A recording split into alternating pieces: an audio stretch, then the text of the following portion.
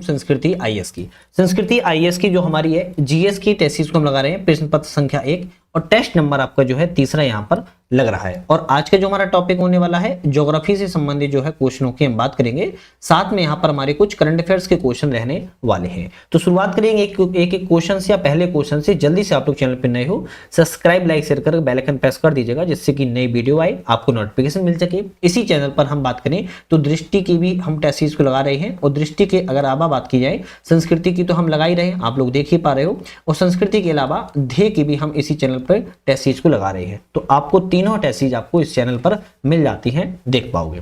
पहला क्वेश्चन की बात करेंगे, नीचे दिए गए अभिकथन और कारण हैं, इनमें से कौन सा क्वेश्चन आपका जो है सही है। तो बात करें महाराष्ट्र के आंतरिक भागों में वर्षा की मात्रा में कमी आती है। क्या कहते हैं, महाराष्ट्र के जो आंतरिक भाग है, जो भीतरी भाग है, उनके वर्षा की मात्रा में क्या आती है, कमी आती है। हम कहेंगे बिल्कुल बात सही। क्यों? क्योंकि महाराष्ट्र की अगर देखोगे तो मानसून जो होता है वृष्टि छाया प्रदेश के पड़ता है ना। आंतरिक भाग किसमें? वृष्टि छाया प्रदेश में पड़ता है। तो हम कहेंगे बात तो ये बिल्कुल करेक्ट कह रहा है। करण कहता है कि अरब सागर के मानसून के लिए पश्चिमी घाट जो है वृष्टि छाया क्षेत्र का निर्माण करता है। बिल्कुल आपका ये वाला इस तरीके से एरिया देखोगे, जो पश्चिमी घाट वाला क्षेत्र है वो इस साइड के पार्ट में क्या करता है, वृष्टि छाया क्षेत्र का निर्माण कर देता है। तो हम कहेंगे कारण भी सही है, कथन भी सही है, ऑप्शन ए वाला सही रहेगा। ए आर दोनों सही है और उसकी व्याख्या भी यहाँ पर सही जो है कर रहा है।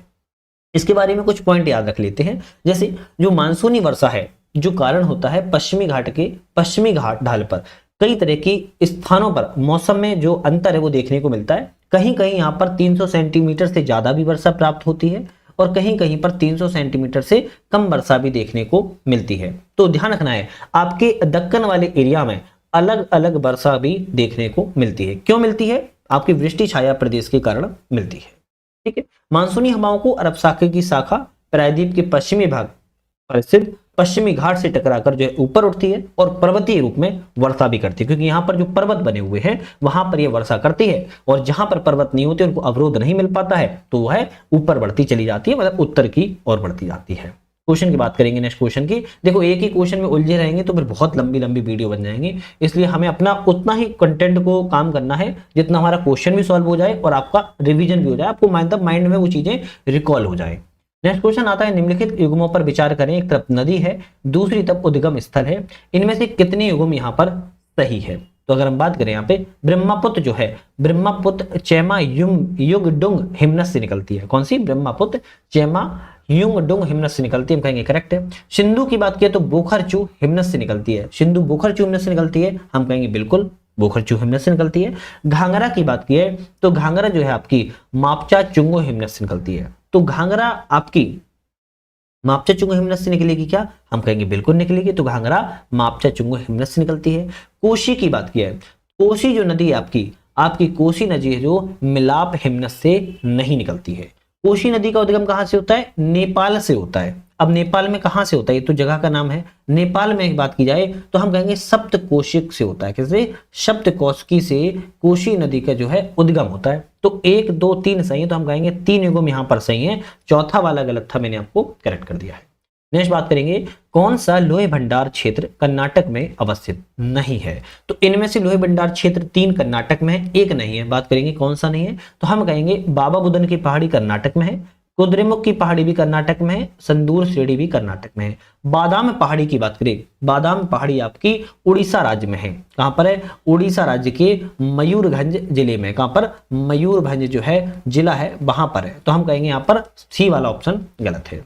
कौन सा चैनल जो है मिनिकॉय द्वीप को लक्षद्वीप से अलग करता है। तो मिनिकॉय और लक्षद्वीप भारत के ही दोनों पार्ट हैं, लेकिन भारत के तो है ही हैं, लेकिन ये मिनिकॉय और लक्षद्वीप को अलग करता है।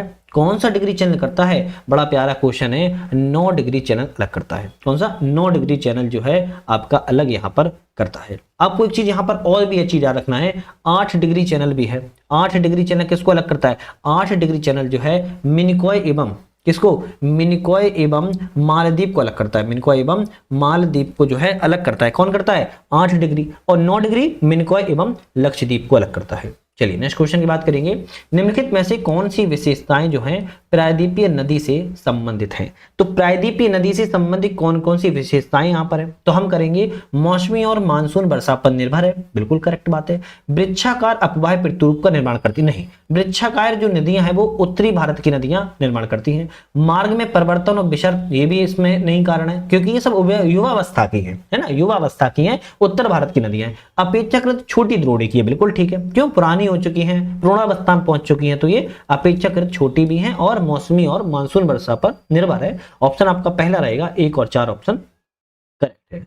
नेक्स्ट बात करेंगे, कुकी जनजाति निम्नलिखित में से किस राज्य में निवास करती है? तो कुकी जनजाति कहां पर निवास करती है? हम कहेंगे मणिपुर राज्य में निवास करती है, इंपॉर्टेंट है। और कुकी जनजाति मणिपुर में ही नहीं बल्कि भारत के साथ साथ बांग्लादेश में भी पाई जाती है। कहां पर? बांग्लादेश में ही पाई जाती है, और बांग्लादेश के साथ साथ म्यांमार में भी यहां पर जो है पाई जाती है।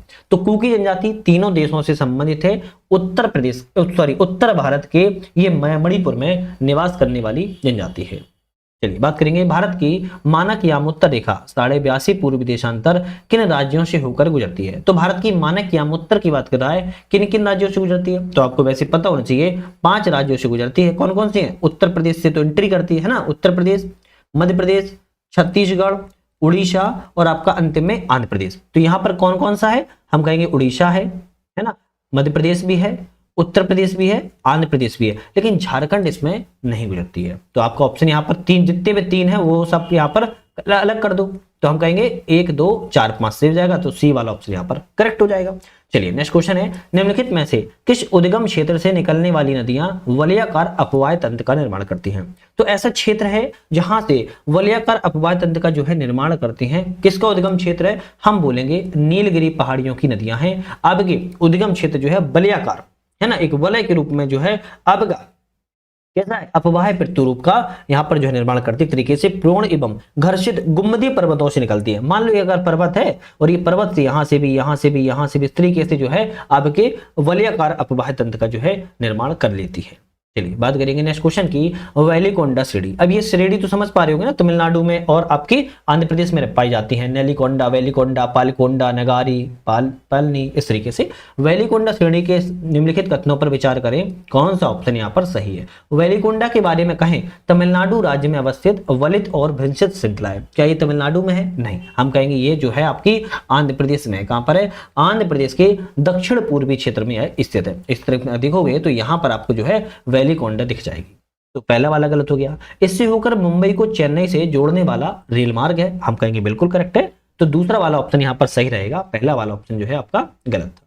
नेक्स्ट बात कर लेंगे, नेक्स्ट क्वेश्चन क्या बात करते हैं। अच्छा, नेक्स्ट क्वेश्चन से बात करने पहले एक छोटा सा अपडेट है आप लोगों के लिए। हमारे 2 कोर्स हमारे ऐप पर आ चुके हैं। ऐप के नाम की बात की जाए, यूपीएससी नेट नाम है, और इस ऐप को आप लोग किससे डाउनलोड कर सकते हो? लिंक से डाउनलोड कर सकते हो। यहाँ पर यूपीपीसीएल 2025 के लिए एग्जाम बूस्टर नाम से सीरीज हमने स्टार्ट की है, जिसका बैच आपका 11 अगस्त से स्टार्ट हो रहा है, 2 दिन के बाद। 10 अगस्त तक एक चीज यहां पर रखना है, 10 अगस्त तक राखी के तक जो भी यहां पर ज्वाइन करते हैं उनके लिए यहां पर जो है 100 रुपए फीस होने वाली है। इसके बाद जो भी ज्वाइन करेंगे उनके लिए या तो 150 रुपए फीस हो जाएगी या फिर 200 रुपए फीस हो सकती है। तो अभी जाइएगा और 100 रुपए में ज्वाइन कर लीजिएगा। यहां पर आपको ऑल सब्जेक्ट यहां पर कवर किए जाएंगे लेक्चर के साथ, और यूपी स्पेशल भी किया जाएगा। लगभग आप ये मानो 90 टोटल वीडियो यहां पर जो है होने वाली, कितनी 90 प्लस होंगी, करंट अफेयर्स भी साथ में होगा। 90 लेक्चर आपके प्रत्येक दिन 3 लेक्चर आएंगे और 30 दिनों में हम इसको कंप्लीट कर देंगे। लगभग 20 सितंबर तक हम यहां पर इस आपको कंप्लीट जो है कर देंगे। कोई समस्या है तो नंबर दिया गया है, इस पर फोन लगा के आप कोई भी समाधान ले सकते हो। इसी के फॉर्मेट में हमने हिंदी और इंग्लिश दोनों माध्यमों में टेस्ट सीरीज निकाली है। बाइलिंगुअल है, जिसमें आपको chapter wise, subject wise, full test, previous year, model paper, सारे 300 से ज्यादा आपको टेस्ट मिलते हैं। आप लगा सकते हो, जिसमें आप सबमिट करने के बाद एक्सप्लेन और की पॉइंट आपको मिलते हैं, आप वो अपने नोट करके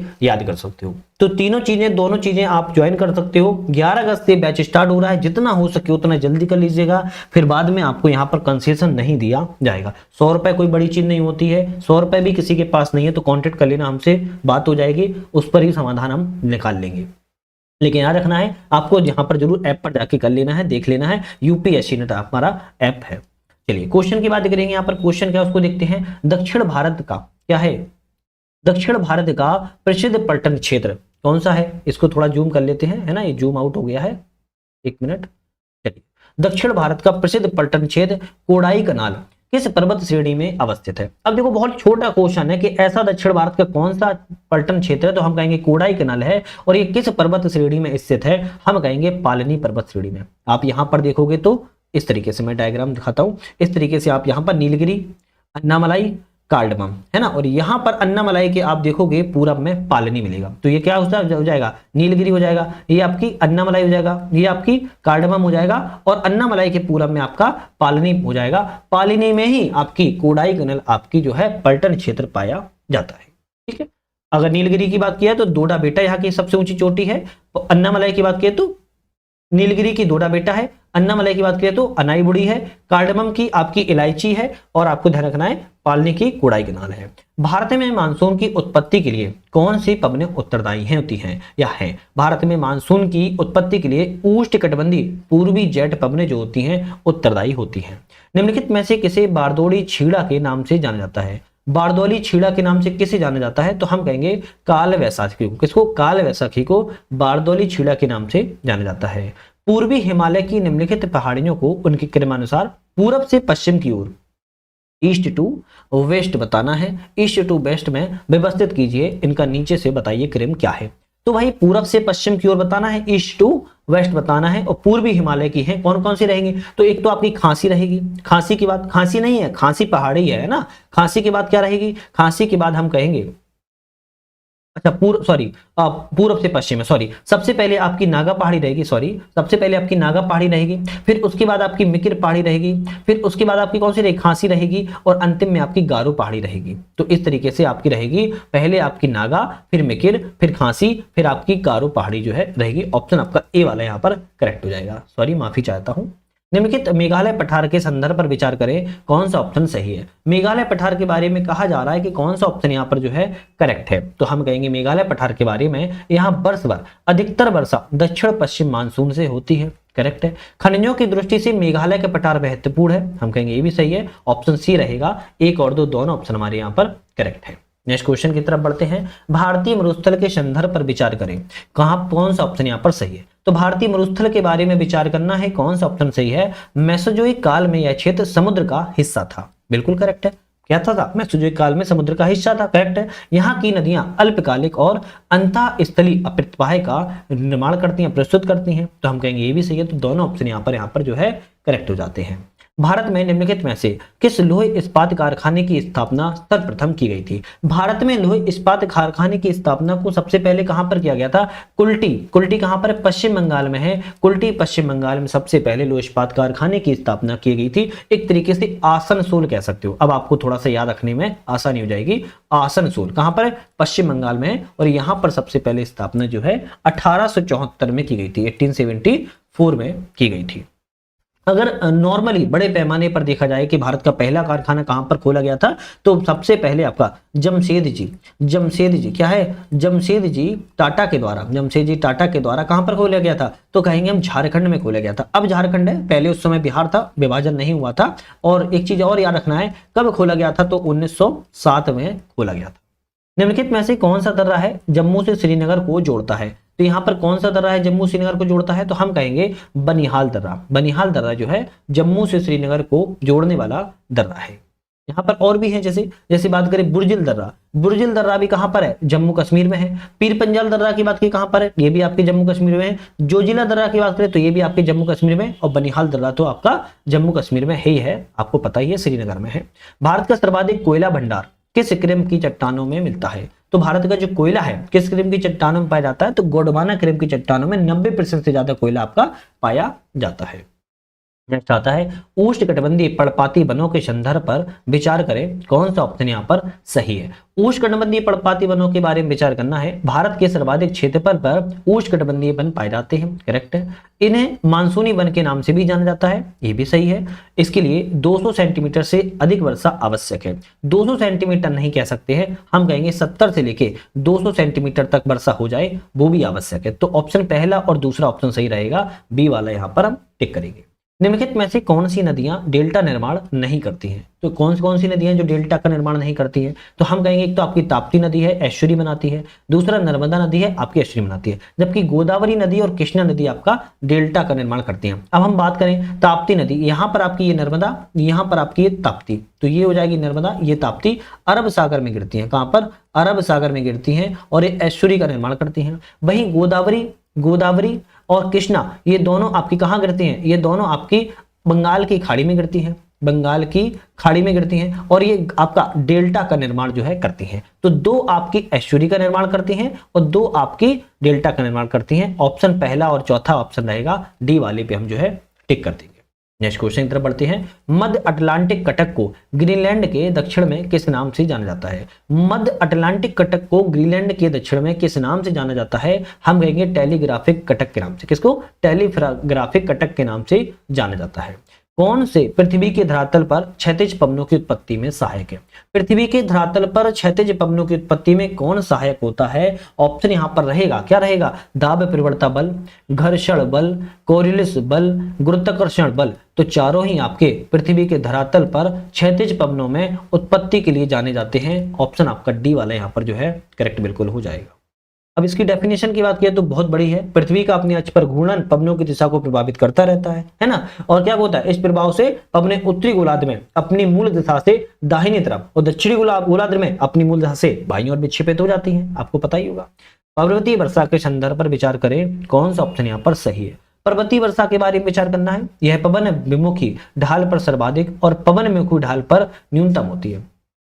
पवन मुखी ढाल पर सर्वाधिक होता है, पवन विमुखी ढाल पर न्यूनतम होता है। क्या ये सही है? हम कहेंगे पर्वतीय वर्षा के बारे में बिल्कुल करेक्ट है।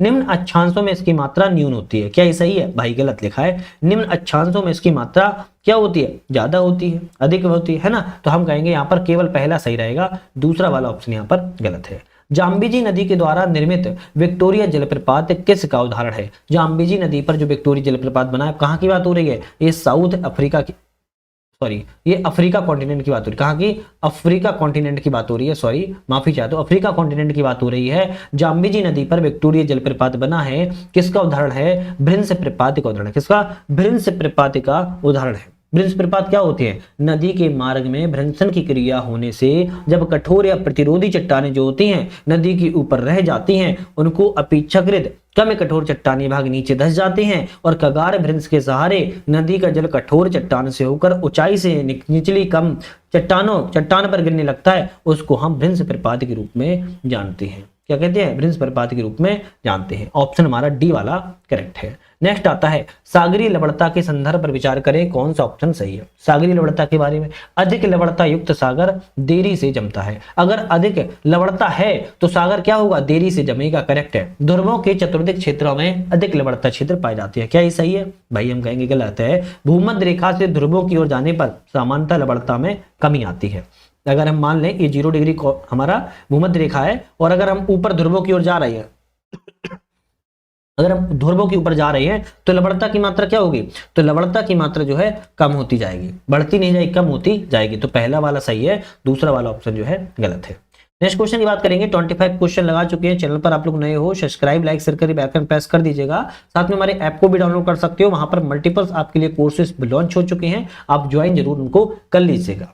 38वीं समानांतर रेखा जो है किन देशों के सीमा निर्धारित करती है? बहुत पॉपुलर क्वेश्चन है, ऑलरेडी पहले भी क्वेश्चन आ चुका है, ये PYQ में देख सकते हो। 38वीं समानांतर रेखा के बाद बात करें, उत्तर कोरिया और दक्षिण कोरिया के बीच में सीमा का निर्धारण जो है करती है। निम्नलिखित में से कौन सा पत्तन सीन नदी के तट पर है? अब ये सीन नदी कहां पर है? कहां क्या बला है? सीन नदी फ्रांस में है। कहां पर है सीन नदी? फ्रांस में है। और इस पर सीन नदी के तट पर कौन सा आपका बंदरगाह है? तो हम कहेंगे मार्सेलिज। कौन सा है? मार्सेलिज जो है बंदरगाह है, सीन नदी के तट पर है। नेक्स्ट क्वेश्चन की बात करेंगे, कैनारी जलधारा के संदर्भ पर विचार करें, कौन सा ऑप्शन सही है? तो कैनारी हो जाए या कनारी हो जाए, अब आपको नाम में कंफ्यूजन नहीं होना है, कैनारी आ जाए कनारी आ जाए। उस जलधारा के बारे में बात करें, यह उत्तरी अफ्रीका के पश्चिमी तट के सहारे प्रवाहित होती रहती है। मान लेते हैं आपका ये क्या बना है, आपका ये मान लेते हैं, थोड़ा सा ऐसे मान के चलते हैं। देखो ये थोड़ा सा समझाने के लिए आपको बना देते हैं। ये मान लेते हैं हमारा अफ्रीका है, हालांकि थोड़ा और मोटा ताजा है, हमने इसको पतला बना दिया है। ये अफ्रीका है, उत्तरी अफ्रीका के पश्चिमी तट के सहारे। तो उत्तरी अफ्रीका ये हो गया और पश्चिमी तट आपका ये वाला सहारा हो जाएगा। उत्तरी अफ्रीका के पश्चिमी तट के सहारे जो है आपकी कैनारी जलधारा जो है प्रवाहित होती है, तो हम कहेंगे करेक्ट है। व्यापारिक पवने इसकी उत्पत्ति में सहायक होती है। तो व्यापारिक पवने क्या है, इसकी उत्पत्ति में सहायक होती है, तो हम कहेंगे दोनों ऑप्शन यहाँ पर करेक्ट रहेंगे। आपका सी वाला 1 और 2 दोनों ऑप्शन करेक्ट है। मत्स्य ग्रहण क्षेत्र है और उनकी अवस्थिति है। कौन सा मत्स्य ग्रहण किस आपकी अवस्थिति पर स्थित है? जैसे बात करें डॉगर बैग, डॉगर बैग की बात किया है तो आपका कहां पर है? उत्तरी सागर में है। रीड बैग की बात किया है तो दक्षिणी चीन सागर में है। ग्रेट फिशर बैंक की बात किया है तो डेनमार्क में है। और ग्रेट बैंक की बात किया है तो न्यूफाइलैंड में है। ऑप्शन हमारा सी वाला यहाँ पर करेक्ट हो जाएगा, सी वाला करेक्ट हो जाएगा। नेक्स्ट क्वेश्चन की बात करेंगे, स्टेलेक्लाइट स्थल रूप का निर्माण किस गतिशील शक्ति के द्वारा होता है? स्टेलेक्लाइट स्थल रूप का जो निर्माण है किस गतिशील शक्ति के द्वारा होगा? तो हमारा ऑप्शन आएगा भूमिगत जल के द्वारा होगा।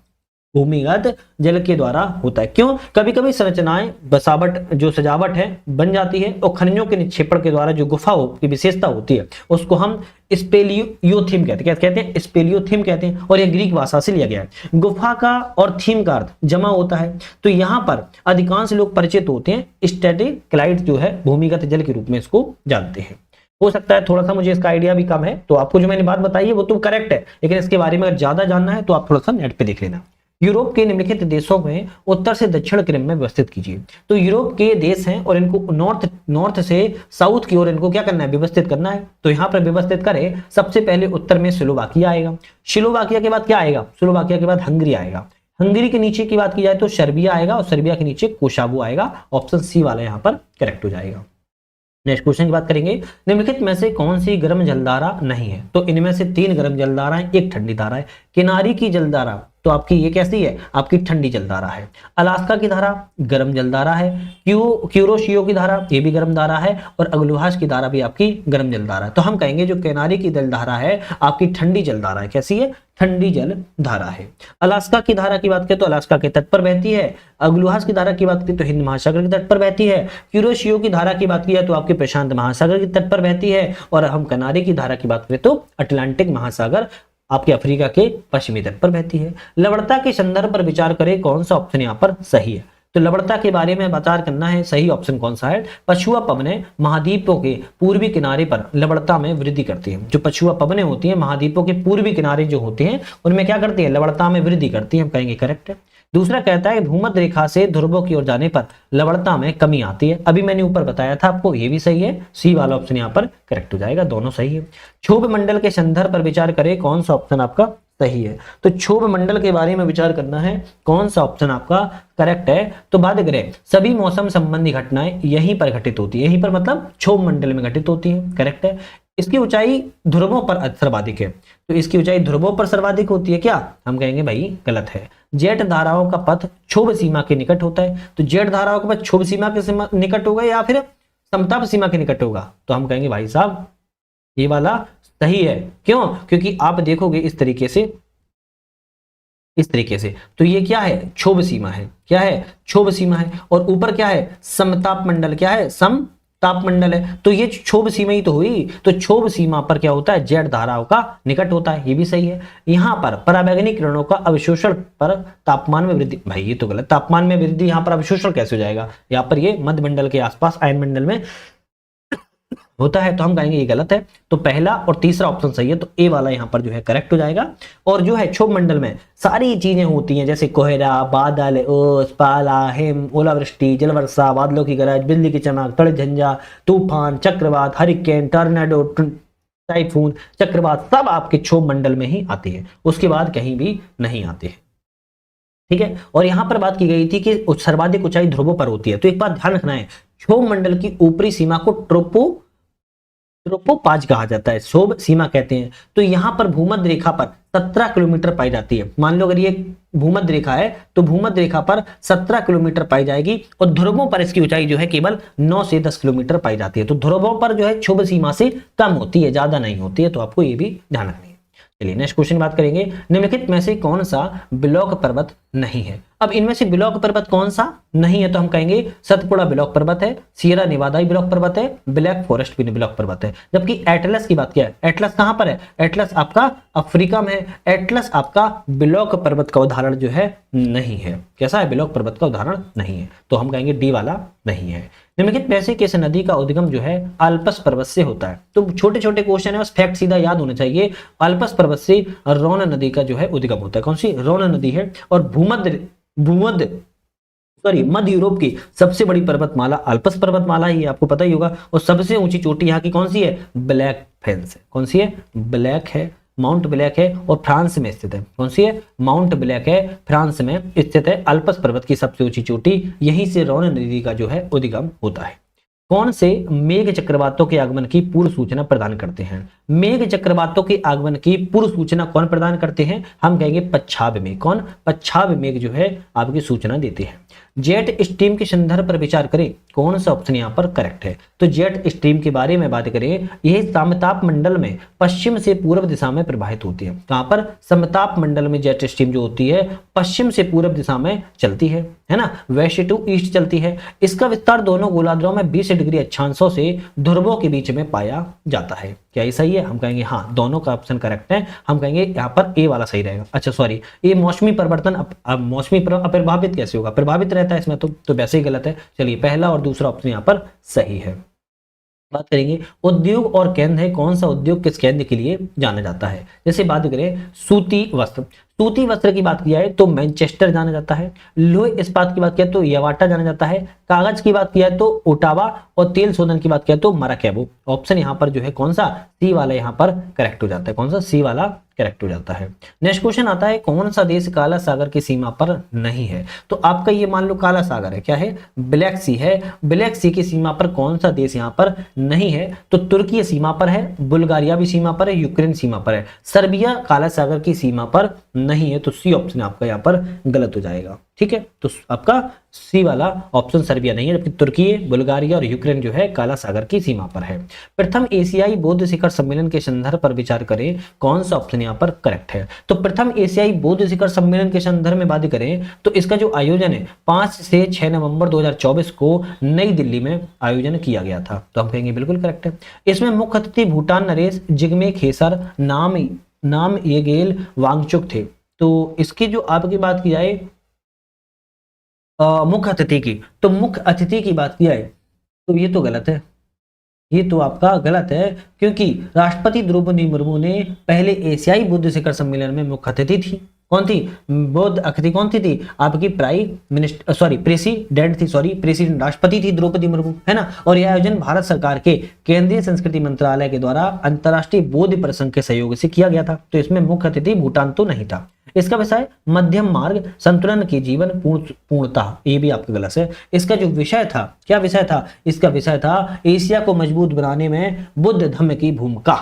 क्या था, एशिया को मजबूत बनाने में बुद्ध धर्म की भूमिका। केवल आपका पहला ही सही है, दूसरा वाला गलत है।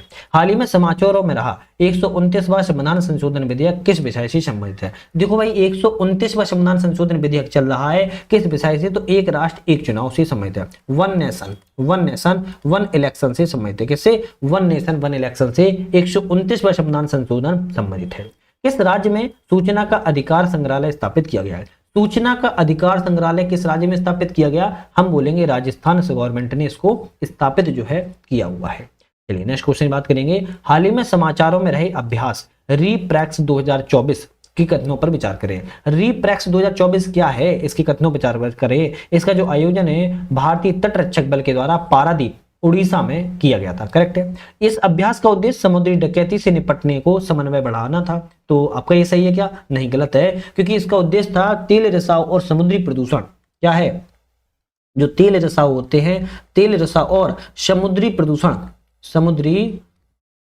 प्रदूषण समुद्री प्रदूषण को यहाँ पर जो घटनाएं होती है उसको जवाब देने में विभिन्न हितधारकों के बीच में समन्वय और तैयारियां को मजबूत करना। तो दूसरा वाला गलत है। इसका अभ्यास का उद्घाटन सेशेल्स के राष्ट्रपति बेबिल रामकलावन ने किया था। तो इसका भाई उद्घाटन की बात की जाए, राष्ट्रपति बेबिल रामकलावन ने नहीं किया था। इसका जो है आपका आयोजन पोर्ट विक्टोरिया सेशेल्स में किया गया था, जिसमें भारत की ओर से INS तीर ने प्रतिभाग जो है लिया हुआ था। तो ऑप्शन यहाँ पर कौन सा सही रहेगा, तो हम बोलेंगे यहाँ पर जो है केवल पहला वाला सही रहेगा, दूसरा और तीसरा ऑप्शन गलत है।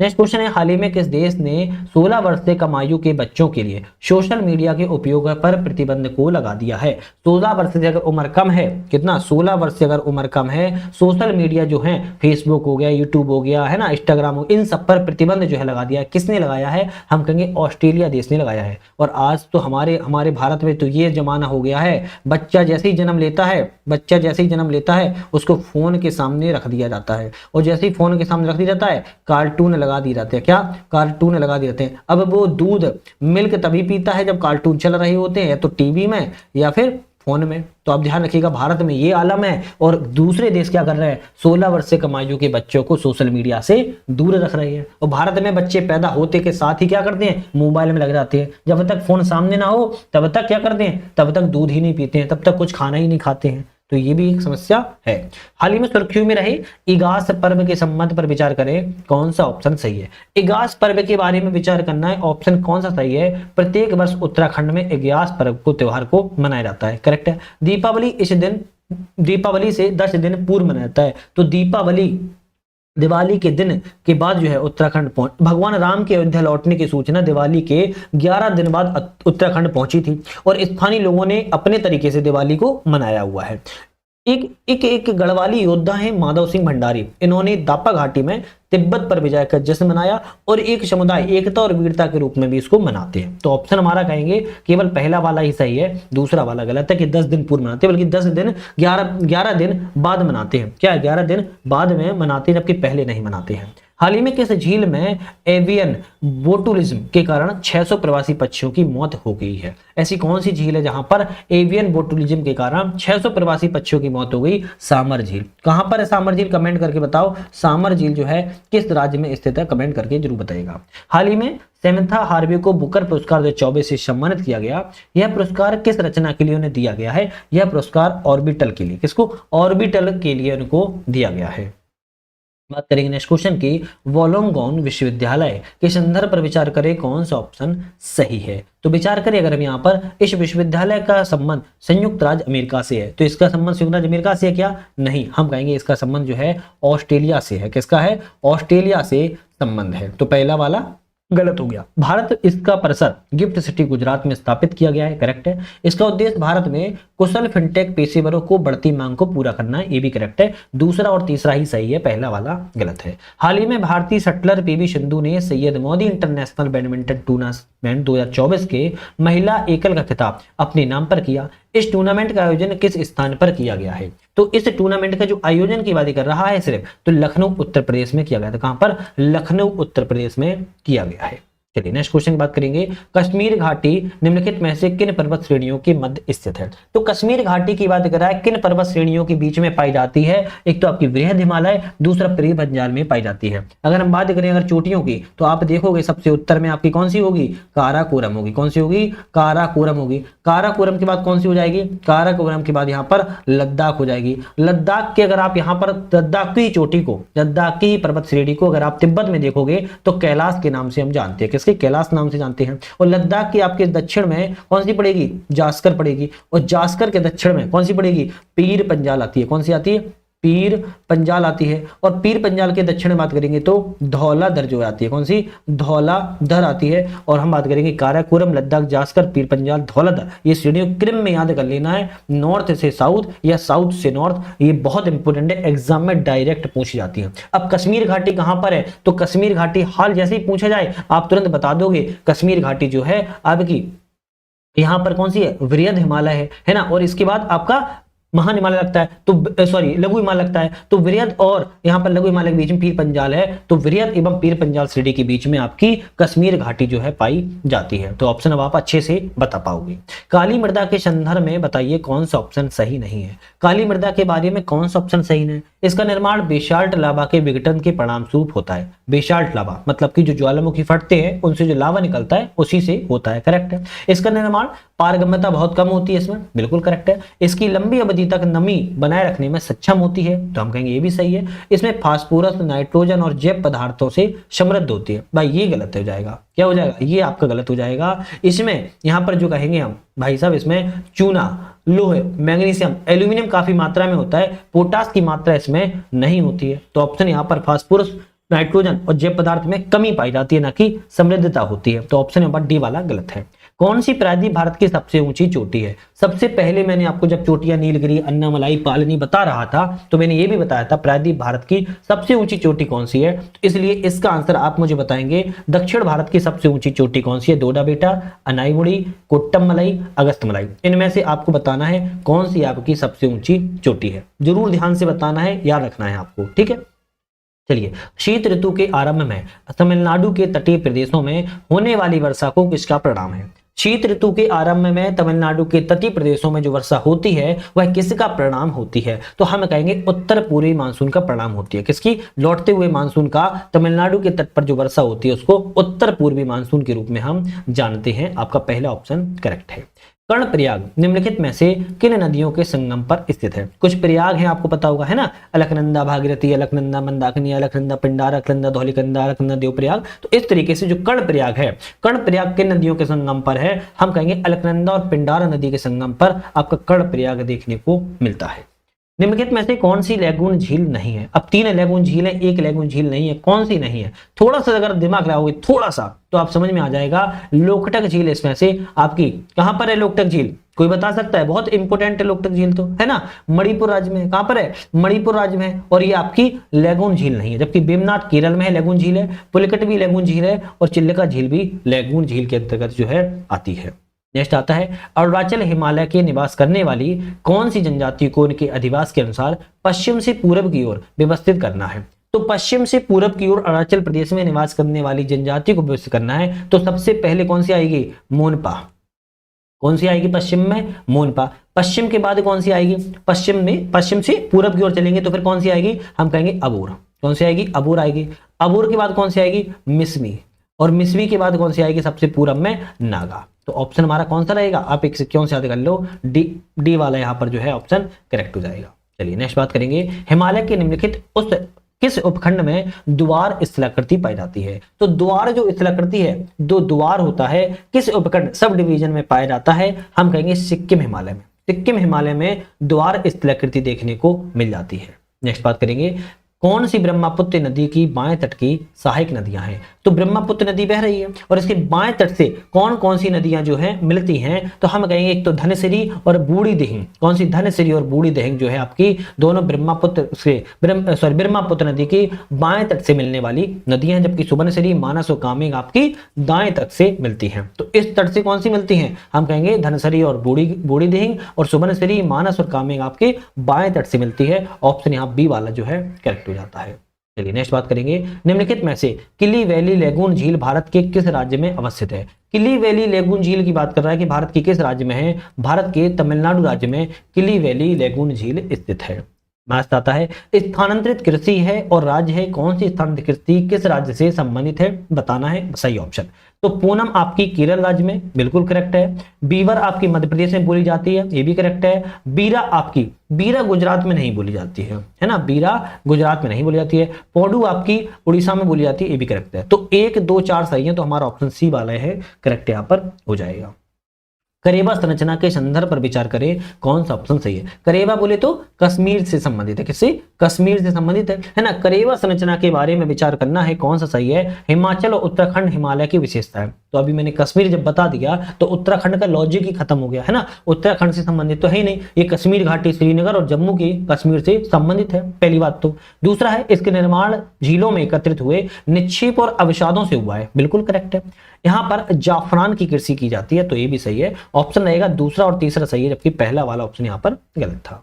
नेक्स्ट आता है निम्नलिखित में से कौन भूड़ भूमि के लिए जाना जाता है। तो भूड़ भूमि के लिए कौन सा विकल्प यहाँ पर सही है? यह गंगा एवं रामगंगा नदियों के प्रवाह क्षेत्र में पाई जाती है। ये मान लो गंगा बह रही, ये आपकी रामगंगा बह रही है, ये दोनों नदियों के प्रवाह क्षेत्र में भूड़ के लिए जानी जाती है। भूड़ मतलब क्या होता है समझते हो? भूड़ मतलब होता है बांगर मिट्टी, जहां पर आवरण क्षय, ऊपर की मुलायम मिट्टी नष्ट हो जाती है और ककरीली पथरीली मिट्टी देखने को मिलती है, जिसे हम कंकड़ भी कहते हैं, है ना, कंकड़ भी कहते हैं। जैसे अपने कभी कभी देख रहे हो कंकरीली मिट्टी है, ऐसे कहते हैं, ककरीली मिट्टी है, उसको ऊंची भूमि को ही भूड़ के रूप में हम जानते हैं। समझ गए आसान भाषा में। निम्नलिखित में से कौन सा विकथन कारण है, कौन सा सही बात करें? कुल्लू घाटी शीतकाल में अत्यधिक हिमपात होता है। बिल्कुल घाट ठीक है। कुल्लू घाटी मतलब हिमाचल प्रदेश। शीतकाल में कुल्लू घाटी में पश्चिमी विक्षोभ की आर्द्रता तारी पवनें आती हैं। तो हम कहेंगे हाँ, जो आपकी पश्चिमी वेस्टर्नलीज होती है वो आपके कुल्लू घाटी में आती है। तो दोनों ऑप्शन सही है, व्याख्या भी सही है, तो ए ऑप्शन यहाँ पर करेक्ट हो जाता है। नेक्स्ट बात करेंगे दक्षिण भारत में सैन्यकोट्टा दर्रा किसके मध्य अवस्थित है? तो दक्षिण भारत में सैन्यकोट्टा दर्रा की बात कर रहा है, किनके मध्य में अवस्थित है? तो हमें बोलना है कार्डमम एवं नागरकोइल के मध्य में सैन्यकोट्टा दर्रा जो है पाया जाता है। जैसे आपने सुना होगा पालघाट, थालघाट, इस तरीके से सैन्यकोट्टा दर्रा है आपके कार्डमम और नागरकोइल में पाया जाता है। चलिए नेक्स्ट आता है बिष्ट दोआब क्षेत्र किन नदियों के मध्य है? तो बिष्ट दोआब क्षेत्र की बात करें सतलज एवं व्यास नदी के बीच में है। उमियम झील किस राज्य में है? उमियम झील वेरी इंपोर्टेंट, उमियम झील मेघालय राज्य में स्थित है। केवल एक ही झील है मेघालय राज्य में, उमियम झील है, और ये एग्जाम में कई बार पूछी भी जा चुकी है। कौन से प्रयास मृदा संरक्षण में प्रभावी हो सकते हैं? मृदा को संरक्षण किया जा सकता है कौन कौन के प्रयासों से द्वारा? सीढ़ीदार कृषि करके, बालुका स्तूपों का शीघ्रण करके, शुष्क भूमि को कृषि में बढ़ावा देकर, बाढ़ नियंत्रण करके। तो हम कहेंगे चारों ऑप्शन सही है, तो डी वाला करेक्ट हो जाएगा। नेक्स्ट आता है तीर्थ स्थल है और पर्वत पहाड़ी है। कौन सा तीर्थ स्थल किस पर्वत पहाड़ी पर है? तो यहाँ पर पूछ रहा है कितने युगों में यहाँ पर सही है, तो सही पूछ रहा है कितने हैं? तो श्रवणबेलगोला की बात करें कैमूर पहाड़ी पर है क्या?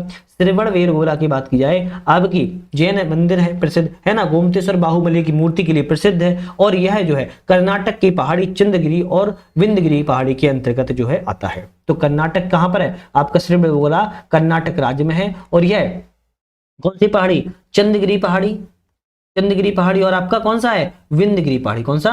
विंध्यगिरी पहाड़ी के अंतर्गत जो है आता है। कैमूर श्रेणी तो मध्य प्रदेश में है ना, तो ये गलत हो जाएगा, मध्य प्रदेश बिहार में है। हेमकुंड साहिब, हेमकुंड साहिब विंध्य श्रेणी में कैसे आ जाएगा? हेमकुंड साहिब जो है उत्तराखंड के चमोली में शिवालिक श्रेणी में आता है। किसमें? शिवालिक पर्वतमाला पर आता है, तो ये भी गलत हो जाएगा, ये आपके उत्तराखंड में है।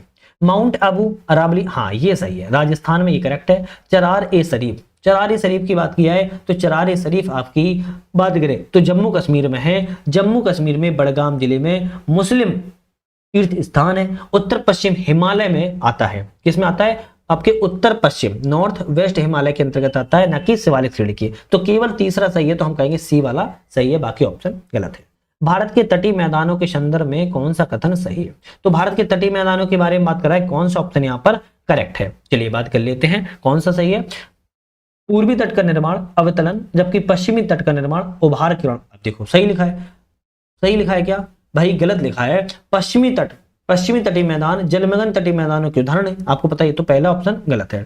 पूर्वी तट के विपरीत पश्चिमी तट में डेल्टा का अभाव है। बिल्कुल बिल्कुल देखोगे ये आपका ये पश्चिम वाला तट में डेल्टा कम मिलती है, जबकि पूर्वी तट में डेल्टा ज्यादा मिलती है, तो ऑप्शन बी वाला यहाँ पर करेक्ट हो जाएगा। बाकी ऑप्शन यहाँ पर गलत ही होंगे, क्योंकि हमारा बी वाला ऑप्शन सही है, वो मिल गया है। यहाँ पर अभिकथन और कारण है, कौन सा ऑप्शन सही है उसकी बात करेंगे। प्राथमिक भूकंपीय तरंगें किसी भी माध्यम में संचित कर सकती है। बिल्कुल, ठोस में सबसे ज्यादा, द्रव्य में और गैस में। तो हम कहेंगे जो प्राथमिक पी तरंगें होती हैं वो तीनों ही माध्यम में गति करती हैं, करेक्ट लिखा है। प्राथमिक भूकंपीय तरंगें ध्वनि तरंगों के समान चलती हैं, अब ये भी हम सही कहेंगे, है ना, ये भी सही है, ध्वनि तरंगों के समान जो है चलती हैं। और एक चीज और रखना है, पी तरंगें जो होती हैं करसाप करती चलती हैं। कैसी? करसाप करती चलती हैं। तो हम कैसे कैसे करसाप करती? ये इस तरीके से चलती, करसाप करती पुल एंड पुश में चलती हैं। कैसी? पुल एंड पुश में चलती हैं। अनुदैर्घ्य तरंगें होती हैं। कैसी? अनुदैर्घ्य तरंगें होती हैं, ध्वनि तरंगों की बीच में चलती हैं। ऑप्शन ए वाला रहेगा, ए आर दोनों सही है। अब यहीं पर हम सेकेंडरी तरंगों को थोड़ा सा बात कर लेते हैं। ध्वनि तरंगें जो होती हैं अनुप्रस्थ तरंगें होती हैं, और ये कैसी होती हैं? ये आवेगी ध्वनि तरंगें जो होती हैं प्रकाश में चलती हैं, प्रकाश तरंगें कहा जाता है, और ये ऐसी चलती हैं इस तरीके से, श्रृंग एवं गर्त में चलती हैं। श्रृंग एवं गर्त में जो है आपका अनुप्रस्थ तरंग आपकी द्वितीयक तरंगें चलती हैं, और लव तरंगें जो एल होती हैं वो लव तरंगें होती हैं, ये दोनों माध्यम में चलती हैं, और ये धरातल पर चलती है, और ये सबसे विनाशकारी तरंगें होती हैं। निम्नलिखित में से कौन जो है संयुक्त राज्य अमेरिका की वृहद झीलों को पूरब से पश्चिम का सही क्रम बताना है। जो संयुक्त राज्य अमेरिका में महान झीलें हैं उनके बारे में कह रहा है कि पूरब से पश्चिम बता दो मैं कौन सा सही है। तो पूरब से पश्चिम सबसे पूरब में ओंटारियो है ना, ओंटारियो है। उसके बाद आपके पश्चिम में कौन जाएगा, हुरन जाएगा। उसके पश्चिम में भी मिशिगन और सबसे पश्चिम में सुप्रियर। तो इस तरीके से आप देखोगे सुप्रियर, सुप्रियर के बाद आपका मिशिगन, मिशिगन के बाद ह्यूरन और ह्यूरन के बाद आप कौन सा आएगा, ओंटारियो। तो बी वाला ऑप्शन यहाँ पर करेक्ट हो जाता है। नेक्स्ट बात करेंगे डेल्टा के संदर्भ पर विचार करें कौन सा ऑप्शन यहाँ पर करेक्ट है। डेल्टा के बारे में, जलीय अपसादों के निक्षेपण के क्रम में महीन कण स्थल के पास और बड़े कण सागर की ओर जमा होते हैं। सही लिखा है, गलत लिखा है, उल्टा लिखा है पूरा, है ना, उल्टा लिखा हुआ है। सागरीय लहरों की सक्रियता वाले क्षेत्रों में डेल्टा का तीव्र विस्तार होता है। जब सागरीय लहरों की तीव्र सक्रियता है तो डेल्टा का निर्माण कैसे हो जाएगा। तो हमारा कहेंगे हम ये भी गलत है। ऑप्शन हमारा ना तो पहला सही है ना ही दूसरा ऑप्शन सही है। निम्नलिखित में से कौन सा कृत्रिम पत्तन है। आर्टिफिशियल पोर्ट कौन सा, आर्टिफिशियल मतलब एआई ने नहीं बनाया, मनुष्य के द्वारा बनाया गया कौन सा पत्तन है। हम कहेंगे चेन्नई पत्तन मनुष्य के द्वारा बनाया गया है, जबकि कांडला, मार्मेगांव और मुंबई ये आपके प्राकृतिक पत्तन है। कैसे हैं, ये आपके प्राकृतिक पत्तन है, जबकि कृत्रिम पत्तन आपका चेन्नई पत्तन है। ठीक है, चलिए नेक्स्ट क्वेश्चन है और आज का हमारा अंतिम क्वेश्चन है। निम्नलिखित में से विचार करना है उपयुक्त जलवायु दशाएं किस फसल के लिए आवश्यक है। तो ये कुछ जलवायु दशाएं कौन सी फसल के लिए, तापमान 25 डिग्री सेल्सियस से लेकर 35 डिग्री सेल्सियस के बीच में हो तो ये रबर के लिए जाना जाता है। 200 सेंटीमीटर से अधिक वर्षा हो ये भी रबर के लिए। लोहा और अमोनिया युक्त दोमट मिट्टी हो अब तो पक्का रबर के लिए। गर्म एवं नरम जलवायु हो ये भी आपके रबर के लिए। तो हम कहेंगे ये चारों ही दशाएं आपकी रबर के लिए जो है जानी जाती है। तो रबर की खेती के लिए भूमध्य रेखीय क्षेत्र की फसल है, ये भी याद रखना है। कहाँ की है, भूमध्य रेखीय क्षेत्र की जो है फसल है और रबर जो है जाना जाता है।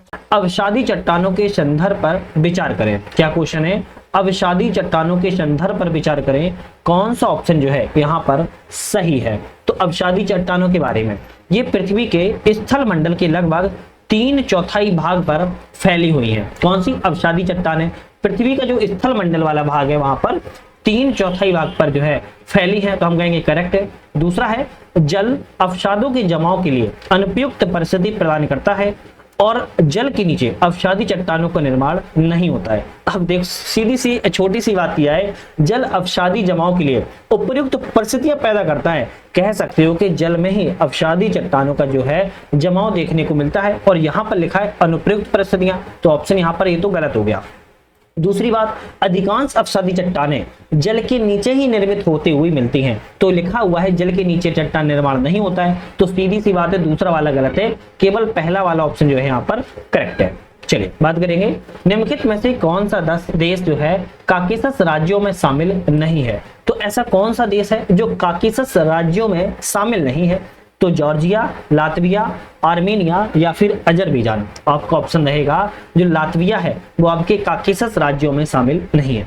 काकेशस जो होता है क्या है, तो काला सागर और कैस्पियन सागर जो के बीच का एक अंतर महाद्वीपीय क्षेत्र है उसको हम काकेशस क्षेत्र कहते हैं। एक तरीके से ऐसे समझो काला सागर है, कौन सा है, काला सागर वाला क्षेत्र है और उसके बीच में क्षेत्र छोड़ दो फिर आपके कैस्पियन सागर वाला क्षेत्र है। तो कैस्पियन सागर और काला सागर वाले क्षेत्र के जो बीच में अंतर महाद्वीपीय क्षेत्र है ऐसे हम काकेशस राज्य कहते हैं, काकेशस क्षेत्र कहते हैं। और इसमें कई सारे देश शामिल है, जैसे आर्मेनिया शामिल है। कौन सा, आर्मेनिया शामिल है। आर्मेनिया के अलावा अजरबैजान शामिल है, अजरबैजान शामिल है। अजरबैजान के अलावा जॉर्जिया शामिल है, जॉर्जिया शामिल है। जॉर्जिया के अलावा दक्षिणी रूस भी शामिल है। कौन सा, दक्षिणी रूस भी शामिल है। तो ये 4 देश ऐसे हैं जो काला सागर कैस्पियन सागर के बीच में जो काकेशस राज्यों में शामिल किए जाते हैं।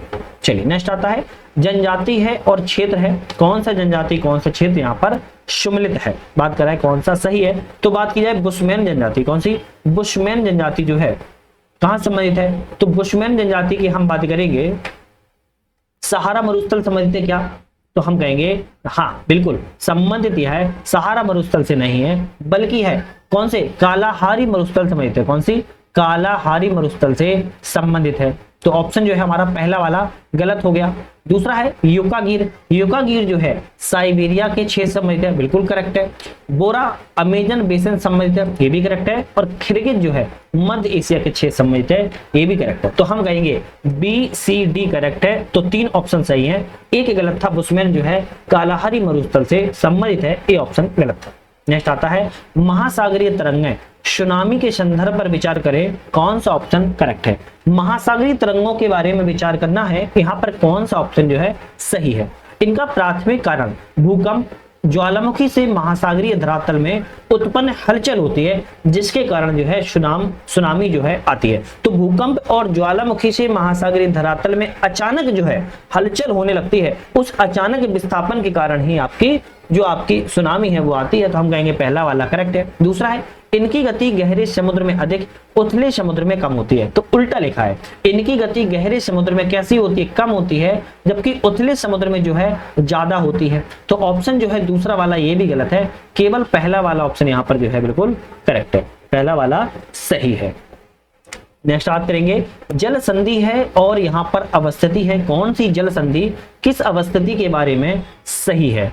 तो युकाटन जल संधि की बात की जाए, कौन सी युकाटन जल संधि की अगर बात करें हम, तो युकाटन जो जल संधि है मैक्सिको एवं क्यूबा के बीच में है क्या, मैक्सिको एवं क्यूबा के बीच में है क्या। तो हम कहेंगे आपके युकाटन जल संधि है मैक्सिको की खाड़ी को कैरिबियन सागर से जोड़ती है। पहले ये समझो किसको जोड़ती है, तो हम कहेंगे मैक्सिको की खाड़ी को, किसको, मैक्सिको की खाड़ी को कैरिबियन सागर से, कौन सी, कैरिबियन सागर को जो है जोड़ती है, और मैक्सिको के युकाटन प्रायद्वीप को क्यूबा से अलग करती है। तो मैक्सिको में युकाटन प्रायद्वीप के नाम से इसको युकाटन जल संधि जो है जाना जाता है। तो पहला ऑप्शन करेक्ट हो गया। डोवर जल संधि, डोवर जल संधि इंग्लैंड एवं फ्रांस के बीच में है। तो हम कहेंगे डोवर जल संधि जो है इंग्लिश चैनल को उत्तरी सागर को जोड़ती है, इंग्लिश चैनल से उत्तरी सागर को जोड़ती है और इंग्लैंड एवं फ्रांस को अलग करती है। तो हम कहेंगे ये भी करेक्ट है।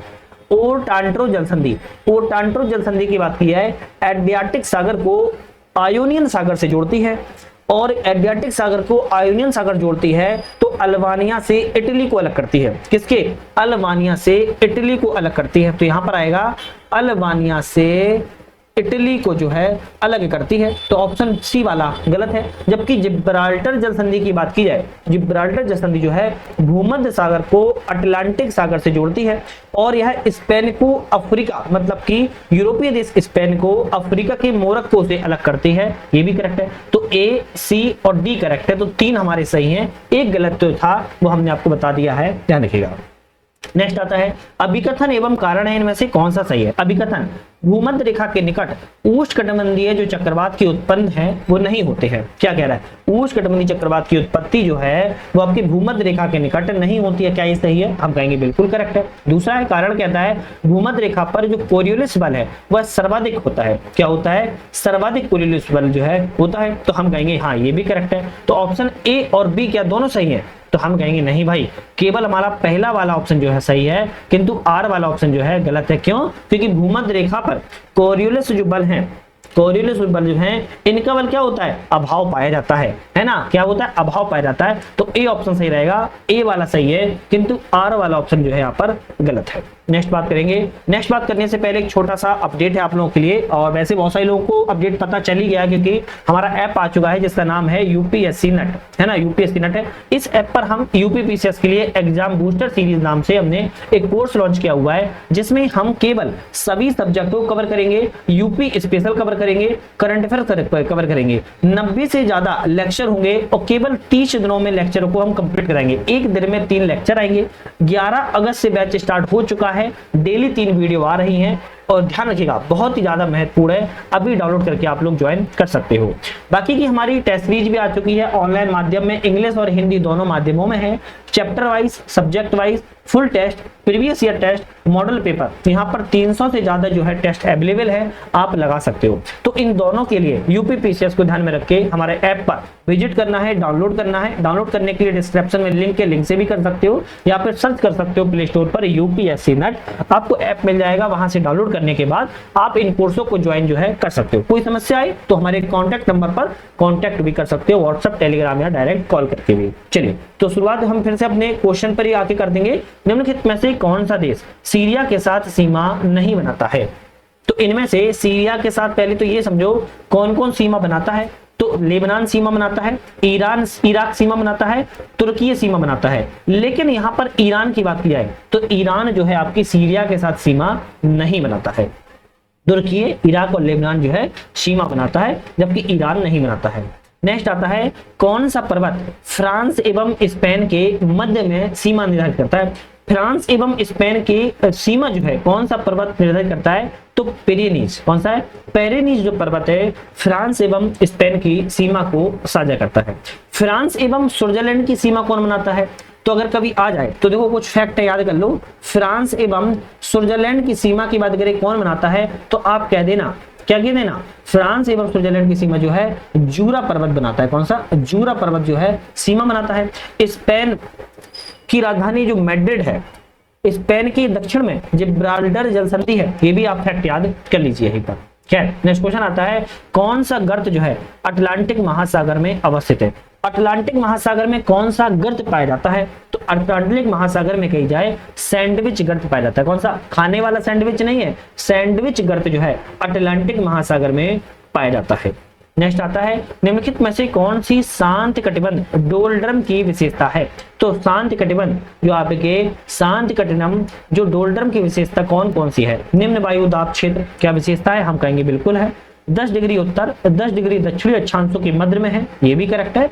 ऊर्ध्वाधर वायु धाराओं की अनुपस्थिति है, कैसी है? जो आपकी वर्टिकल एयर करंट्स होती हैं उनकी अनुपस्थिति है, एब्सेंट है, तो हम कहेंगे नहीं, ये तो गलत है। तो केवल पहला और दूसरा वाला सही है, जबकि तीसरा ऑप्शन जो है आपकी गलत है। तीसरा वाला क्या है? ऑप्शन जो है आपका गलत है, ध्यान रखिएगा।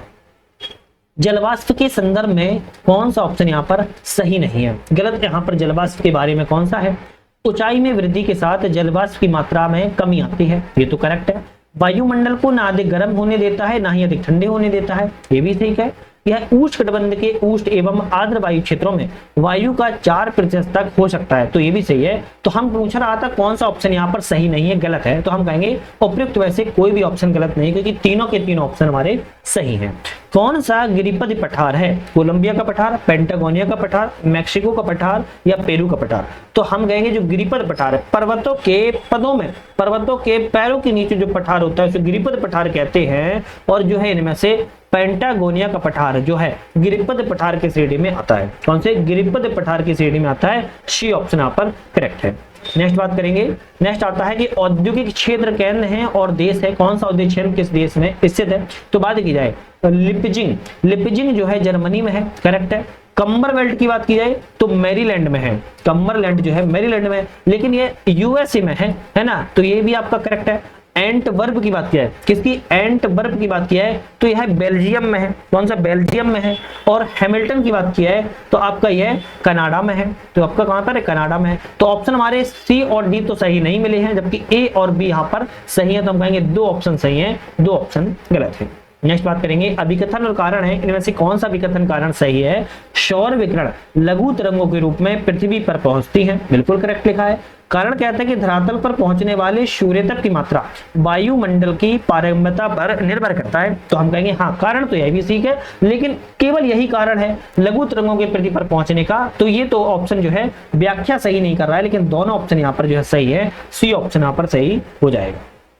नेक्स्ट बात करेंगे कौन सा शनि का उपग्रह नहीं है? तो टाइटन, डीमोस, फोबोस, फोबे और हाइपेरियन जो है शनि के उपग्रह, इनमें से कौन सा नहीं है? तो हम कहेंगे डीमोस जो है शनि का उपग्रह नहीं है, जबकि टाइटन, फोबे और हाइपेरियन जो है आपके शनि के उपग्रह है, जबकि डीमोस नहीं है। डीमोस किसका उपग्रह है? कभी आए डीमोस किसका उपग्रह है तो आप कह दोगे मंगल का उपग्रह। किसका? मंगल का डीमोस उपग्रह है, ध्यान रखिएगा। चलिए नेक्स्ट बात करेंगे, G20 शिखर सम्मेलन 2024 के संदर्भ पर विचार करें, कौन सा ऑप्शन सही है। अब यहां से थोड़ा कुछ करंट अफेयर क्वेश्चन आएंगे, फिर ज्योग्राफी क्वेश्चन स्टार्ट हो जाएंगे, ठीक है। तो G20 शिखर सम्मेलन 2024 के बारे में कौन सा ऑप्शन यहां पर सही है। तो बात करें, इसका 19वां संस्करण था, बिल्कुल करेक्ट है। कौन सा था, 19वां संस्करण था।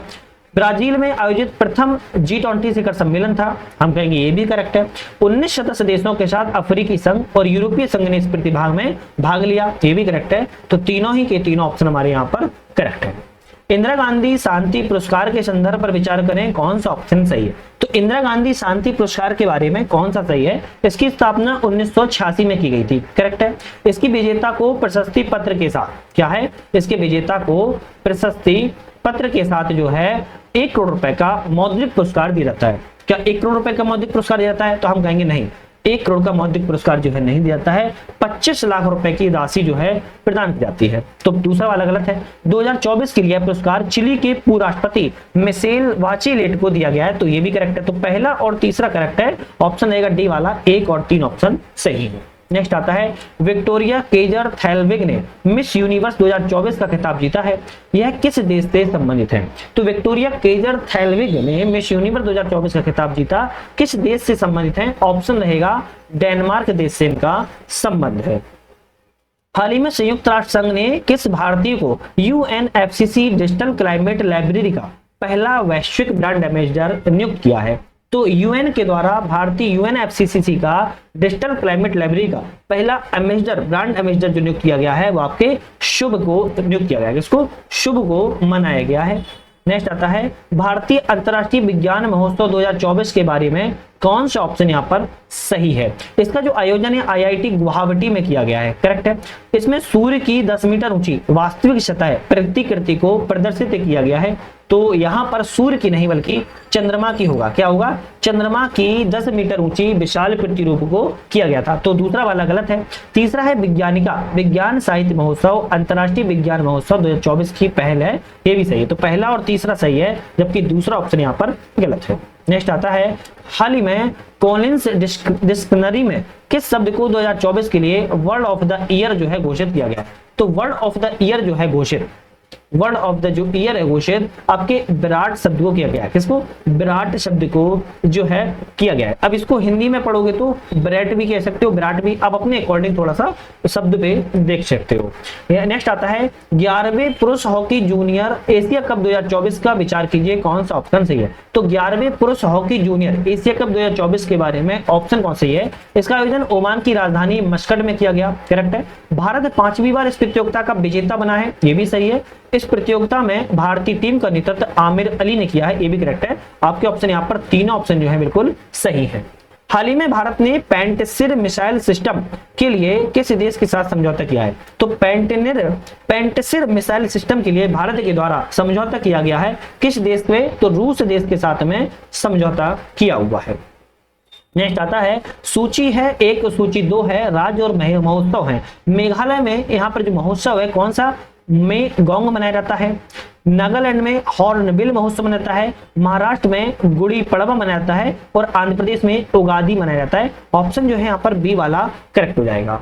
चलिए नेक्स्ट क्वेश्चन आता है, वर्ष 2024 में संपन्न हुए युद्ध अभ्यासों में एक काले क्रम में व्यवस्थित कीजिए और एक पुट का सही उत्तर दीजिए। तो व्यवस्थित करना है, सबसे पहले धर्म गार्जियन मनाया गया तो पहले नंबर पर आएगा। दूसरा फिर आपका बिनबैक्स मनाया गया, दूसरे नंबर पर आएगा। तीसरा फिर आपका हरिमाऊ शक्ति बनाया गया, तीसरे नंबर पर आएगा। फिर सिलाई नेक्स्ट बनाएगा, चौथे नंबर पर आएगा।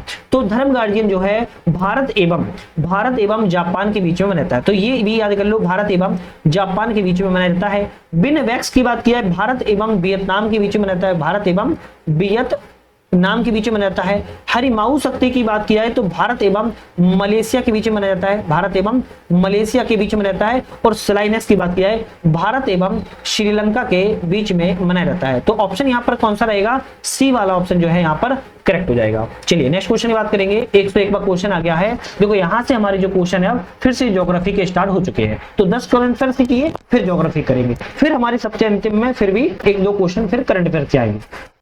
चलिए क्वेश्चन की बात करेंगे, हिमालय के संदर्भ में विचार करें, कौन सा ऑप्शन यहाँ पर सही है। तो हिमालय के बारे में पूछ रहा है, सही ऑप्शन कौन सा है। सतलुज एवं सिंधु नदी के बीच इसका भाग जो है पंजाब हिमालय के नाम से जाना जाता है। बिल्कुल सही बात है। क्यों? क्योंकि आपको पता होगा सिंधु एवं सतलज के बीच के भाग को पंजाब हिमालय कहते हैं, है ना। और यहाँ पर सतलज से यहाँ पर पूछा जाए कि कौन सी काली के बीच के भाग को हम क्या कहेंगे? कुमायूं हिमालय कहते हैं। कौन सा? कुमायूं हिमालय कहते हैं। काली से तिस्ता के बीच को नेपाल हिमालय कहते हैं और तिस्ता से दिहांग के बीच को हम असम हिमालय के नाम से जानते हैं, है ना। ये तो चीजें आपको पता ही होंगी।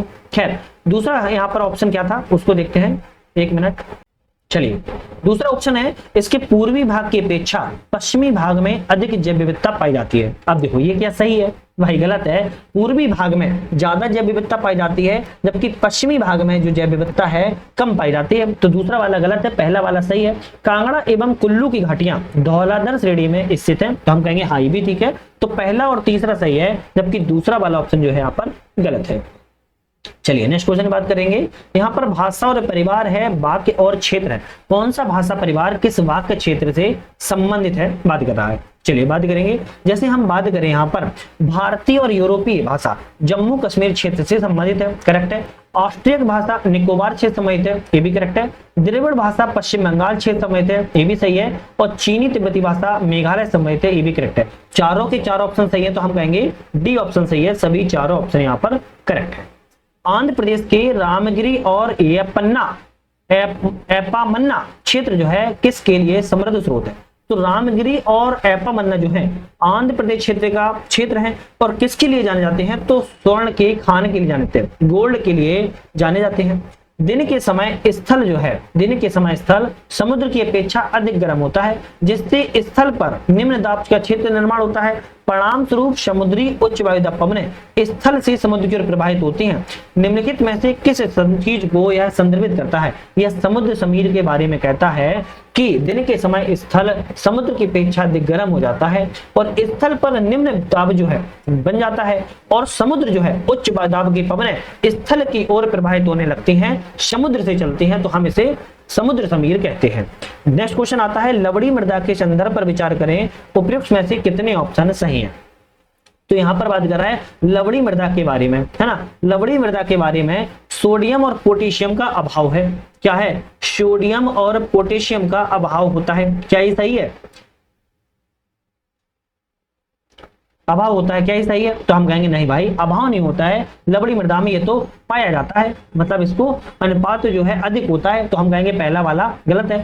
केवल उत्तर पश्चिम भारत तक ही सीमित है, केवल उत्तर पश्चिम भारत तक सीमित है, क्या ये सही है? तो हम कहेंगे भाई ये भी आपके गलत है। क्यों? क्योंकि आपको देखने को मिलेगा यहाँ पर आपको पता चलेगा क्योंकि उत्तर पश्चिम भारत के अलावा और भी जगह मिलता है, जैसे पंजाब में, हरियाणा में विशेष रूप से यही मिलता है, लेकिन और भी जगह जो है आपकी मिल जाता है, तो ये भी गलत है। उपजाऊ बनाने के लिए जिप्सम का प्रयोग किया। हाँ, लवड़ी मृदा को अगर उपजाऊ बनाना है तो जिप्सम का प्रयोग जो है किया जाएगा, तो केवल एक ऑप्शन सही है, बाकी दो ऑप्शन हमारे यहाँ पर गलत है। नेक्स्ट आता है लोहे अयस्क क्षेत्र और राज्य है, कौन सा लोहे अयस्क किस राज्य से संबंधित है? अब देखो यहाँ पर ऑप्शन नीचे दिए गए हैं, है ना, तो हम यहाँ पर कोई बात नहीं, बात करेंगे संदूर की बात की है। संदूर जो है आपका कहां से संबंधित है? संदूर जो है आपके कर्नाटक राज्य से संबंधित है। बादाम पहाड़ की बात की है तो बादाम पहाड़ आपके उड़ीसा राज्य से संबंधित है। नोआ मुंडी की बात की है आपके झारखंड राज्य से संबंधित है और डल्ली राजहरा आपके छत्तीसगढ़ राज्य में पाया जाता है। ऑप्शन आपको फिर से याद कर लेना है, संदूर आपके कर्नाटक में, बादाम पहाड़ उड़ीसा में, नोआ मुंडी झारखंड में, डल्ली राजहरा छत्तीसगढ़ राज्य में पाया जाता है, ध्यान रखिएगा। अंडमान निकोबार द्वीप समूह के संदर्भ पर विचार करें, कौन सा ऑप्शन सही है? तो अंडमान निकोबार द्वीप समूह के बारे में, यह द्वीप समूह दक्षिण पूर्व एशिया के मूल भूगर्भ का भाग है। दक्षिण पूर्व एशिया के मूल भूगर्भ का अंडमान निकोबार भाग है, करेक्ट है। इन द्वीपों की पहाड़ियों में बलुआ पत्थर और लिग्नाइट जैसे कोयले के जमाव प्राप्त होते हैं, तो हम कहेंगे ये भी करेक्ट सही है। तो दोनों ऑप्शन हमारे जो हैं अंडमान निकोबार द्वीप समूह के बारे में सही है। कौन सी नदी पंचनद में शामिल नहीं है? तो रावी, सिंधु, चेनाब और झेलम में बात की रहा है कि पंचनद में कौन सी नदी शामिल नहीं है। अब आप खुद बताओ कि सिंधु नदी तो बह रही है, ठीक है, सिंधु बह रही है, तो झेलम, रावी, व्यास, सतलज और आपकी कौन सी हो जाएगी? चेनाब। ये 5 नदियां वो पंच नदी के नाम से जाना जाता है, तो सिंधु को थोड़ी ना जाना जाएगा, तो हम कहेंगे सिंधु जो है 5 नदियों में शामिल जो है नहीं होती है। चलिए बात करेंगे कौन सी प्रायद्वीपीय अपवाह तंत्र की विशेषता है? तो प्रायद्वीपीय अपवाह तंत्र की विशेषता इनमें से कौन कौन सी है? उच्च प्रवणता, उच्च प्रवणता पाई जाती है। हिमालय में उच्च प्रवणता पाई जाती है, प्रायद्वीपीय अपवाह तंत्र में नहीं मिलती है। सुनिश्चित पथ का अनुसरण, हाँ ये एक पथ पर बहती हैं, जिस पथ को बह रही हैं उसी पथ पर बहती हैं, बिल्कुल करेक्ट है। विसर्पों की प्रचरता, अरे नहीं ये भी हिमालय की नदियां विसर्पों की तरह बहती हैं, ऐसी ऐसी ऐसी बहती हैं, ये नहीं बहती हैं अब प्रायद्वीप बहेगी, तो ये गलत है। 12मासी स्रोतों का अभाव, हाँ 12मासी स्रोतों का अभाव तो देखने को मिलता है, क्योंकि जब बारिश होती है तो उफान पर होती है, बारिश खत्म होती है तो सूखी नजर आती है, तो दूसरा और चौथा प्रायद्वीपीय अपवाह नदियों के बारे में करेक्ट है। नेक्स्ट आता है, भारत में लोहे अयस्क के लिए प्रसिद्ध चिड़िया खदान किस राज्य में है। अब ऐसे ऐसे नाम आते हैं कि सुना नहीं होगा। चिड़िया खदान जो है झारखंड राज्य में स्थित है। कहां पर है? झारखंड के सिंहभूम जिले में चिड़िया खदान जो है पाई जाती है। घाटी और अवस्थिति है, जैसे मरखा घाटी कहां पर है? मरखा घाटी लद्दाख में है। नेवरा घाटी की बात किया तो पश्चिम बंगाल में है। युमथांग घाटी की बात किया सिक्किम में है।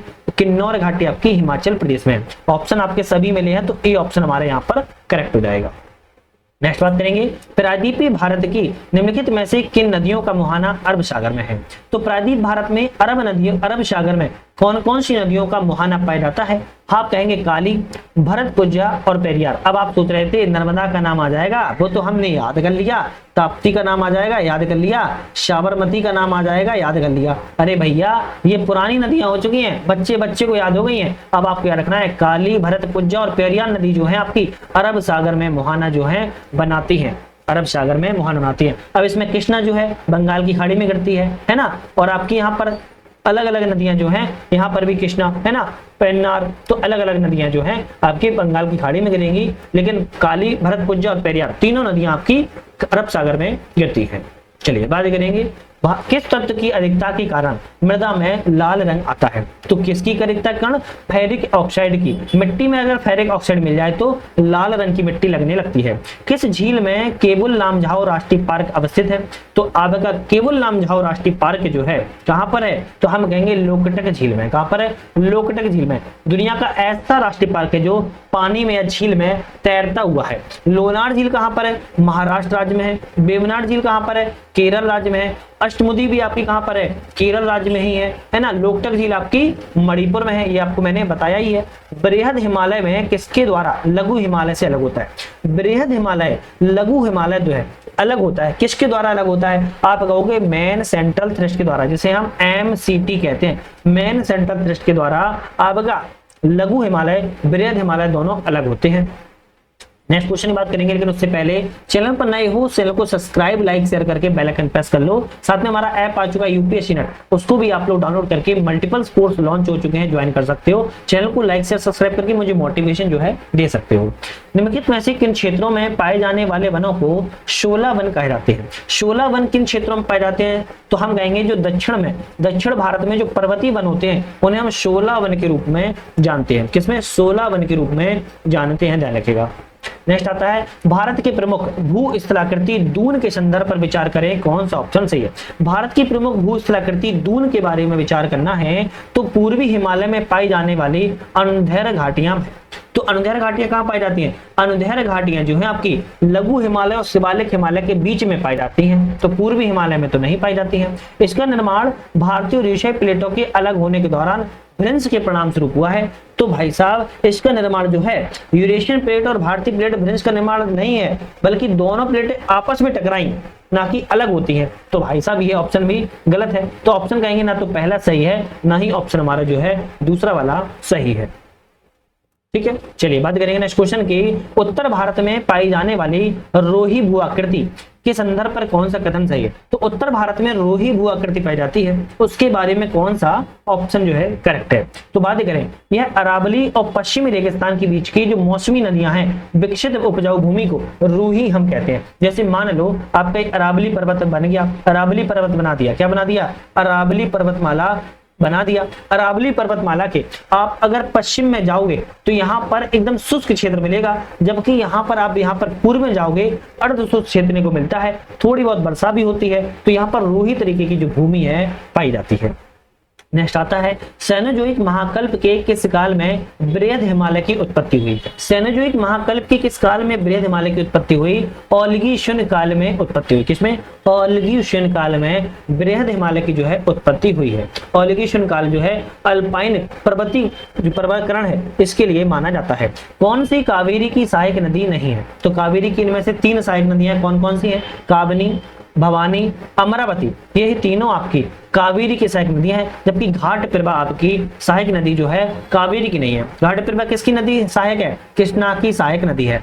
अब देखो ये सब लेक्चर जो है हमारी एग्जाम बूस्टर सीरीज जो चल रही है हम उसमें बात कर रहे हैं, है ना, उसमें बात जो है प्रॉपर तरीके से की जा रही है। अगर आपको विश्वास नहीं होता है तो आप ये ऐप को डाउनलोड करो यूपीएससी नेट, और इस वाले कोर्स पर आप जाओगे तो वहां पर देख पाओगे हमने प्रॉपर एक एक करके लेक्चरों में बात की है, तो आप खुद देख सकते हो, विश्वास कर सकते हो। चलिए नेक्स्ट क्वेश्चन की बात यहां पर करेंगे हम। नेक्स्ट क्वेश्चन क्या है? निम्नलिखित में से कौन सा कारक पृथ्वी पर दिन एवं रात के घटित होने के लिए उत्तरदायी है? पृथ्वी पर दिन और रात के होने के लिए कौन कौन से कारक जो उत्तरदायी हैं? तो हम कहेंगे पृथ्वी का जो परिभ्रमण होता है, क्या होता है? पृथ्वी का जो परिभ्रमण होता है, पृथ्वी परिभ्रमण करती रहती है, उसको हम दिन और रात के लिए उत्तरदायी जो है मानते हैं। अभिकथन कारण आता है, इनमें से कौन सा अभिकथन कारण सही है? बात करें तो ऑप्शन रहेगा इसमें से पृथ्वी से चंद्रमा का केवल एक ही भाग दिखाई देता है। बिल्कुल करेक्ट है। अगर पृथ्वी से चंद्रमा को देखोगे तो केवल एक ही भाग दिखाई देगा। कारण कहता है कि चंद्रमा का परिक्रमण और परिभ्रमण काल असमान है। नहीं, ये तो बात भाई सब गलत है ना? क्या है? ये तो बात आपका ऑप्शन गलत है, तो ए ऑप्शन सही रहेगा, किंतु आर ऑप्शन यहाँ पर जो है आपका गलत है। क्या है? आर ऑप्शन यहाँ पर गलत है। नेक्स्ट क्वेश्चन की बात करेंगे। एंडीज पर्वत के पूर्वी ढलानों पर स्थित वन किस क्या कहलाते हैं? तो एंडीज पर्वत की जो पूर्वी ढलानों पर वन पाए जाते हैं उनको हम क्या कहते हैं? हम कहेंगे उनको मोन्टाना कहते हैं। क्या कहते हैं? मोन्टाना वन कहते हैं। बी ऑप्शन जो है आपका ऑप्शन करेक्ट है।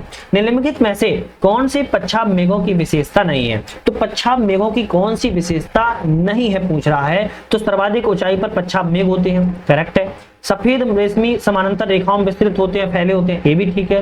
विपरीत स्वभाव वाली वायु राशियों के मिलने से नहीं नहीं नहीं, ये ऑप्शन गलत है। सी वाला ऑप्शन गलत है। चक्रवात के आगमन के सूचक है, ये भी गलत है। तो पच्छाद मेघों के बारे में विपरीत स्वभाव वाली वायु के मिलने से नहीं बनते हैं। आपको यहाँ पर ध्यान रखना है, पच्छाद मेघ ए, बी और यहाँ पर डी ऑप्शन जो है करेक्ट है। नेक्स्ट आता है कौन सा एक्टिव वोल्केनो है? सक्रिय ज्वालामुखी कौन सा है? किलिमंजारो, कोई सुल्तान, पोपा या पिनाटोबो? तो यहां पर हम कहेंगे पिनाटोबो जो है, कौन सा? पिनाटोबो जो है एक्टिव वोल्केनो है, सक्रिय ज्वालामुखी है। कौन सा? सक्रिय ज्वालामुखी है। जबकि पोपा की बात किया है म्यांमार में है, लेकिन यह शांत ज्वालामुखी है। कोही सुल्तान जो है, कैसा? कोही सुल्तान जो है ये आपके ईरान में है, ये भी आपका कैसा है? ये आपका शांत ज्वालामुखी है। किलिमंजारो की बात की है तो ये आपका कहां पर है? तंजानिया में है, ये भी आपका शांत ज्वालामुखी है। पिनाटोबो जो है, पिनाटोबो आपका कैसा है? एक्टिव वोल्केनो में आता है। नेक्स्ट आता है वायुमंडल के संदर्भ पर विचार करें, कौन सा ऑप्शन सही नहीं है? गलत यहाँ पर कौन सा वायुमंडल के बारे में? तो बात करें विषुवत वृत्त से ध्रुवों की ओर जाने पर जलवाष्प की मात्रा में कमी आती है, बिल्कुल करेक्ट है।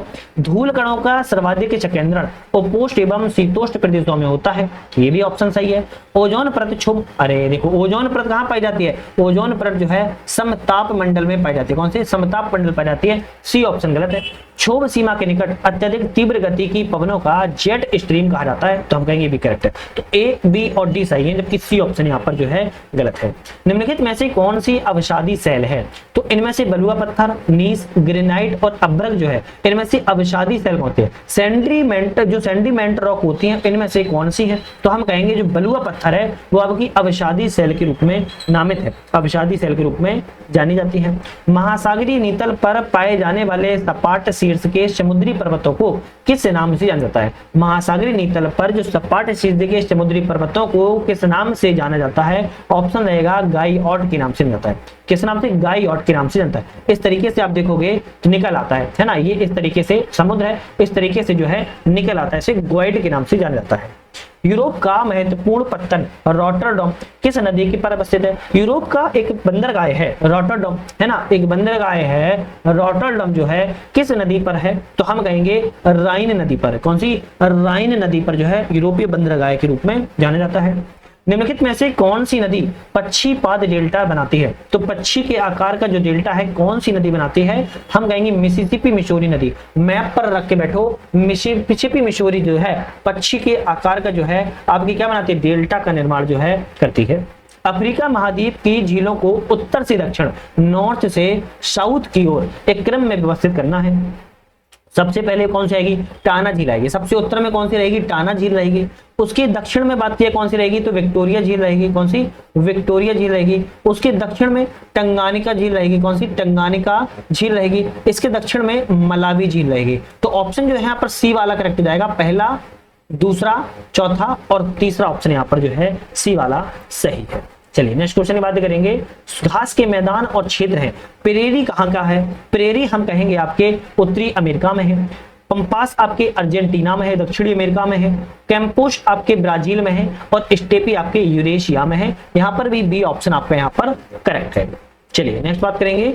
अभिकथन और कारण इनमें से कौन सा अभिकथन कारण सही है? ग्रीनविच से पूर्व की ओर जाने पर समय में वृद्धि होती है। आपका ग्रीनविच से अगर आप ईस्ट की तरफ जाओगे तो कैसी होगी? समय बढ़ता चला जाएगा। बिल्कुल करेक्ट है। पृथ्वी अपने काल्पनिक अक्ष पर पूर्व से पश्चिम दिशा में घूर्णन कर रही है। अब पूर्व से पश्चिम कर रही है कि वेस्ट टू ईस्ट कर रही है? तो हम कहेंगे पश्चिम से पूर्व की ओर कर रही है, न कि पूर्व से पश्चिम की ओर। तो वेस्ट से ईस्ट कर रही है, तो कारण कथन सही है, जबकि कारण ऑप्शन यहाँ पर गलत है। नेक्स्ट आता है बस्तियों का प्रतिरूप है और उनकी अवस्थिति है ना? कौन सी बस्ती का प्रतिरूप किस अवस्थिति के अनुसार है? जैसे बात करें रैखिक प्रतिरूप, रैखिक प्रतिरूप तटबंधों पर स्थित होता है। आयताकार प्रतिरूप अंतरा पर्वतीय घाटियों पर होता है। वृत्ताकार प्रतिरूप झील और तालाब के किनारे पर होता है। तारे के आकार का प्रतिरूप विभिन्न मार्गों के सम्मिलन बिंदु पर होता है। यहाँ पर ऑप्शन कौन सा सही रहेगा? हम कहेंगे डी वाला ऑप्शन जो है यहाँ पर करेक्ट हो जाएगा। निम्नलिखित में से किस आयु वर्ग की जनसंख्या को कार्यशील आयु वर्ग में सम्मिलित जाता है? तो ऐसी कौन सी आयु वर्ग की जनसंख्या है जिसे कार्यशील आयु वर्ग में शामिल किया जाएगा? तो हम कहेंगे 15 से 59, 15 से 59 वर्ष, 15 से 59 वर्ष की आयु के कार्यशील आयु के रूप में शामिल जो है किया जाता है। निम्नलिखित में से कौन सा यहाँ पर सही नहीं है? पर्वत श्रेणी और चोटी है। आल्प्स की बात किया तो माउंट ब्लैक की चोटी है। एटलस जेवेल टाउ बकाल की है। रॉकी माउंट एल्बर्ट की है। काकेसस एंकांगुआ, काकेसस एंकांगुआ की है क्या? काकेसस जो है आपकी, काकेसस जो है आपकी माउंट एल्ब्रुस की है। किसकी है? माउंट एल्ब्रुस की है, ध्यान रखिएगा। तो ऑप्शन यहाँ पर कौन सी रहेगा? डी ऑप्शन जो है यहाँ पर गलत था। निम्नलिखित में से ज्वालामुखियों के द्वारा निर्मित अंतर्वेदी स्थलाकृति नहीं है। तो अंतर्वेदी स्थलाकृति लैपोलिथ होती है, फैकुलिथ होती है, बैथोलिथ होती है। और रेगोलिथ जो है अंतर्वेदी जो है स्थलाकृति ऐसी कोई भी नहीं होती है, ध्यान रखिएगा। चलिए बात करेंगे नेक्स्ट क्वेश्चन की। जनजाति और क्षेत्र है। कौन सी जनजाति के क्षेत्र से यहाँ पर सही सम्मिलित है ना? तो पिग्मी जनजाति जो है आपकी, पिग्मी जनजाति जो है कहाँ पाई जाती है? पिग्मी जनजाति जो है दक्षिण अफ्रीका के कांगो बेसिन में पाई जाती है। कहाँ पर? दक्षिण अफ्रीका के कांगो बेसिन में पाई जाती है। क्या ये सही है? तो हम कहेंगे गलत है। यह कांगो बेसिन में पाई जाती है दक्षिण अफ्रीका में। तो ऑप्शन यहाँ पर पहला वाला गलत हो गया। बुशमैन जनजाति, बुशमैन मैंने अभी आपको बताया था अफ्रीका के कालाहारी मरुस्थल में पाई जाती है। कहाँ पर? कालाहारी मरुस्थल में पाई जाती है, ये भी गलत है। एनु जनजाति, एनु जनजाति जो है जापान के उत्तर पश्चिमी प्रांत में पाई जाती है, तो ये भी ऑप्शन आपका गलत है। जबकि किर्गिज जनजाति मध्य एशिया में पाई जाती है, बिल्कुल ऑप्शन यहाँ पर सही है। चलिए नेक्स्ट क्वेश्चन बात करेंगे। कौन सा देश कैस्पियन सागर के तट पर स्थित नहीं है? तो कैस्पियन सागर के तट पर कौन सा देश स्थित नहीं है? अजरबैजान स्थित है, कजाकिस्तान स्थित है, तुर्कमेनिस्तान भी है। उज्बेकिस्तान की बात करें कैस्पियन सागर के तट पर स्थित नहीं है। लेकिन कैस्पियन सागर के तट पर कौन कौन से देश हैं? तो हम बात करेंगे रूस कैस्पियन सागर के तट पर है। अजरबैजान भी कैस्पियन सागर के तट पर है। अजरबैजान के अलावा ईरान आपका कैस्पियन सागर के तट पर है। तुर्कमेनिस्तान भी आपके कैस्पियन सागर के तट पर है। कजाकिस्तान आपके कैस्पियन सागर के तट पर है, ध्यान रखिएगा। चलिए बात करेंगे प्रशांत महासागर का वह क्षेत्र जहां पर सर्वाधिक सक्रिय ज्वालामुखी पाई जाती है किस नाम से जाना जाता है? उसे हम अग्निवलय, रिंग ऑफ फायर के नाम से जानते हैं। प्रशांत महासागर में इस तरीके से आपको जो है पूरी बेल्ट अग्निवलय या रिंग ऑफ फायर के नाम से जाना जाता है। घोड़े के नाल के आकार में रिंग ऑफ फायर को हम जानते हैं। चलिए बात करेंगे राजा महेंद्र प्रताप सिंह। विचार करें कौन सा ऑप्शन सही है राजा महेंद्र प्रताप सिंह के बारे में। इनकी आयु, इनकी जो 150वीं जो है जयंती मनाई गई थी, तो इनकी 150वीं नहीं बल्कि 138वीं जयंती को मनाया गया। पहला वाला गलत हो गया। भारत की प्रथम अंतरिम सरकार की इन्होंने स्थापना की, हाँ बिल्कुल करेक्ट है। 1909 में कांग्रेस के लाहौर अधिवेशन की अध्यक्षता की, तो 1909 में नहीं बल्कि 1906 में कोलकाता में कांग्रेस अधिवेशन हुआ था, ये उसमें शामिल हुए थे। तो यहाँ पर कहेंगे तो दूसरा वाला, तीसरा वाला भी यहाँ पर ऑप्शन जो है गलत है, केवल दूसरा वाला ऑप्शन यहाँ पर सही है। नेक्स्ट बात करेंगे, कौन सा GEM सरकारी ई मार्केट प्लेस को पूर्ण रूप से अपनाने वाला भारत का पहला राज्य बन गया है। सरकारी ई मार्केट प्लेस को भारत अपनाने वाला भारत का पहला राज्य कौन सा बना है? उत्तर प्रदेश राज्य जो है बन चुका है। कौन सा? उत्तर प्रदेश राज्य जो है बन चुका है। हाल ही में समाचारों में रहे पीलीभीत टाइगर रिजर्व के बारे में कौन सा ऑप्शन सही है? तो पीलीभीत टाइगर रिजर्व के बारे में बात कर रहा है, कौन सा सही है? उत्तर प्रदेश के पीलीभीत और शाजापुर जनपद में यह जो है स्थित है, तो हम कहेंगे करेक्ट है। 2016 में टाइगर रिजर्व के रूप में अधिसूचित किया गया था। 2016 में नहीं बल्कि 2014 में इसको अधिसूचित जो है किया गया था। नेक्स्ट है, 2024 में बाघों की संख्या की वृद्धि के लिए अंतरराष्ट्रीय TX2 पुरस्कार दिया गया है। तो 2024 में नहीं बल्कि 2020 में इसको पुरस्कार जो दिया गया था। तो दूसरा और तीसरा तो क्या हुआ है? गलत हुआ है, केवल पहला वाला ऑप्शन यहाँ पर सही है। नेक्स्ट बात करेंगे, कौन सा दिवसों में कालक्रम में व्यवस्थित कीजिए सही है? तो दिवसों में बात की जाए, राष्ट्रीय कैंसर जागरूकता दिवस जो है 7 नवंबर को मनाया जाता है। वैश्विक शहरीकरण दिवस की बात की जाए 8 नवंबर को मनाया जाता है।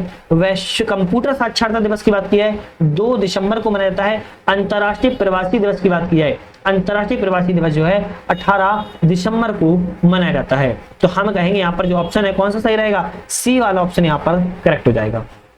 नेक्स्ट क्वेश्चन की बात करेंगे, उत्तर प्रदेश पुलिस महानिदेशक चयन नियुक्ति नियमावली 2024 के संदर्भ पर कौन सा ऑप्शन यहाँ पर करेक्ट है? बात करें, केवल वे अधिकारी चयन हेतु पात्र होंगे जिनकी सेवानिवृत्ति है न्यूनतम 3 माह की सेवा शेष हो। गलत, ये ऑप्शन जो है गलत है, 6 माह है ना कि 3 माह होगा। नवयुक्त पुलिस महानिदेशक का न्यूनतम कार्यकाल 2 वर्ष निर्धारित है, बिल्कुल करेक्ट है। तीसरा है पुलिस महानिदेशक चयन समिति की अध्यक्षता उच्च न्यायालय के किसी भी सेवानिवृत्त न्यायाधीश करेंगे जो राज्य के मुख्य सचिव और संघ लोक सेवा आयोग में नामित सदस्य शामिल होंगे। तो दूसरा और तीसरा ऑप्शन यहाँ पर सही है। हाल ही में राज्य सरकार के द्वारा कासिमपुर पावर हाउस को आर्टिफिशियल वेटलैंड कृत्रिम आर्द्रभूमि के रूप में विकसित किया जा रहा है। उत्तर प्रदेश के किस जनपद में अवस्थित है? तो उत्तर प्रदेश के अलीगढ़ जनपद में, अलीगढ़ जिले में जो है आपका स्थित है, जैसे हम कृत्रिम आर्द्रभूमि हम कह रहे हैं। हाल ही में उत्तर प्रदेश के 5 जिलों ने नए केंद्रीय विश्वविद्यालय स्थापित करने की घोषणा की, इनमें से कौन सा शामिल नहीं है?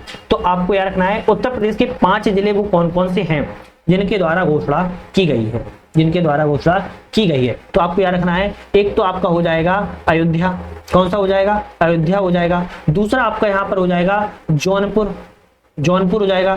तीसरा आपका हो जाएगा कन्नौज, कौन सा हो जाएगा? कन्नौज। कन्नौज के अलावा एक हो जाएगा आपका बिजनौर, कौन सा हो जाएगा? बिजनौर हो जाएगा। और अंतिम वाला जो आपका हो जाएगा यहाँ पर महाराजगंज, कौन सा हो जाएगा? महाराजगंज। इनके द्वारा केंद्रीय विश्वविद्यालय घोषणा की गई, बरेली ने घोषणा नहीं की है। हाल ही में खबरों में रहा स्पेशल एजुकेशन जोन SEZ के बारे में विचार करें, कौन सा ऑप्शन करेक्ट है? प्राइमरी, प्री प्राइमरी से लेकर विश्वविद्यालय शैक्षणिक संस्थान स्थापित किए जाएंगे, करेक्ट है। उत्तर प्रदेश के 6 जनपदों में चुनाव किया गया, ये भी करेक्ट है। तो दोनों ऑप्शन यहाँ पर सही है। बात करेंगे उत्तर प्रदेश में पहला डिजिटल हाईवे किस जनपद के मध्य में निर्मित किया जा रहा है? तो बाराबंकी से बहराइच के बीच में जो है पहला डिजिटल हाईवे को बनाया जा रहा है। अंतिम क्वेश्चन आता है, पाली साहित्य सम्मेलन 2024 के बारे में कौन सा ऑप्शन करेक्ट है? इसका जो आयोजन है लखनऊ में किया गया। विश्व शांति सद्भाव में पाली संस्कृत योगदान हो, ये भी सही है। मुख्य अतिथि केंद्रीय अल्पसंख्यक मामले संसदीय मंत्री किरण रिजिजू थे, ये भी सही है। तो तीनों सही है, तो ये ऑप्शन हमारा सही हो जाएगा। तो हमने यहाँ पर पूरी टेस्ट सीरीज के 150 क्वेश्चनों की बात की है। देखो बहुत ही ज्यादा महत्वपूर्ण रहती है यार, बराबर बोलते रहते हैं, मेरे भी गले में दर्द होता है। तो आप लोग प्लीज चैनल को सब्सक्राइब लाइक कर करके बेल आइकन प्रेस कर दिया करो। एक हाइप वाला ऑप्शन भी आने लगा है, उस हाइप वाले ऑप्शन पर भी क्लिक कर दिया करो। उसमें कुछ भी आपका नहीं जाता है, हाइप कर देते हो तो मोटिवेशन मिलता है, वीडियो और भी लोगों तक पहुंच जाती है, तो थोड़ा अच्छा लगता है। बाकी आप हमारे ऐप को भी डाउनलोड करके ये जो कोर्सेज चल रहे हैं इनको ज्वाइन कर सकते हो, जिससे आपको लाभ मिलेगा। वेरी वेरी इंपोर्टेंट है, 90 से ज्यादा लेक्चर हम ज्वाइन कर चुके हैं, मतलब कर रहे हैं। तो यहाँ पर आपके लिए बहुत ही ज्यादा महत्वपूर्ण है। तो वीडियो पे बने रहने के आप सभी का बहुत बहुत धन्यवाद।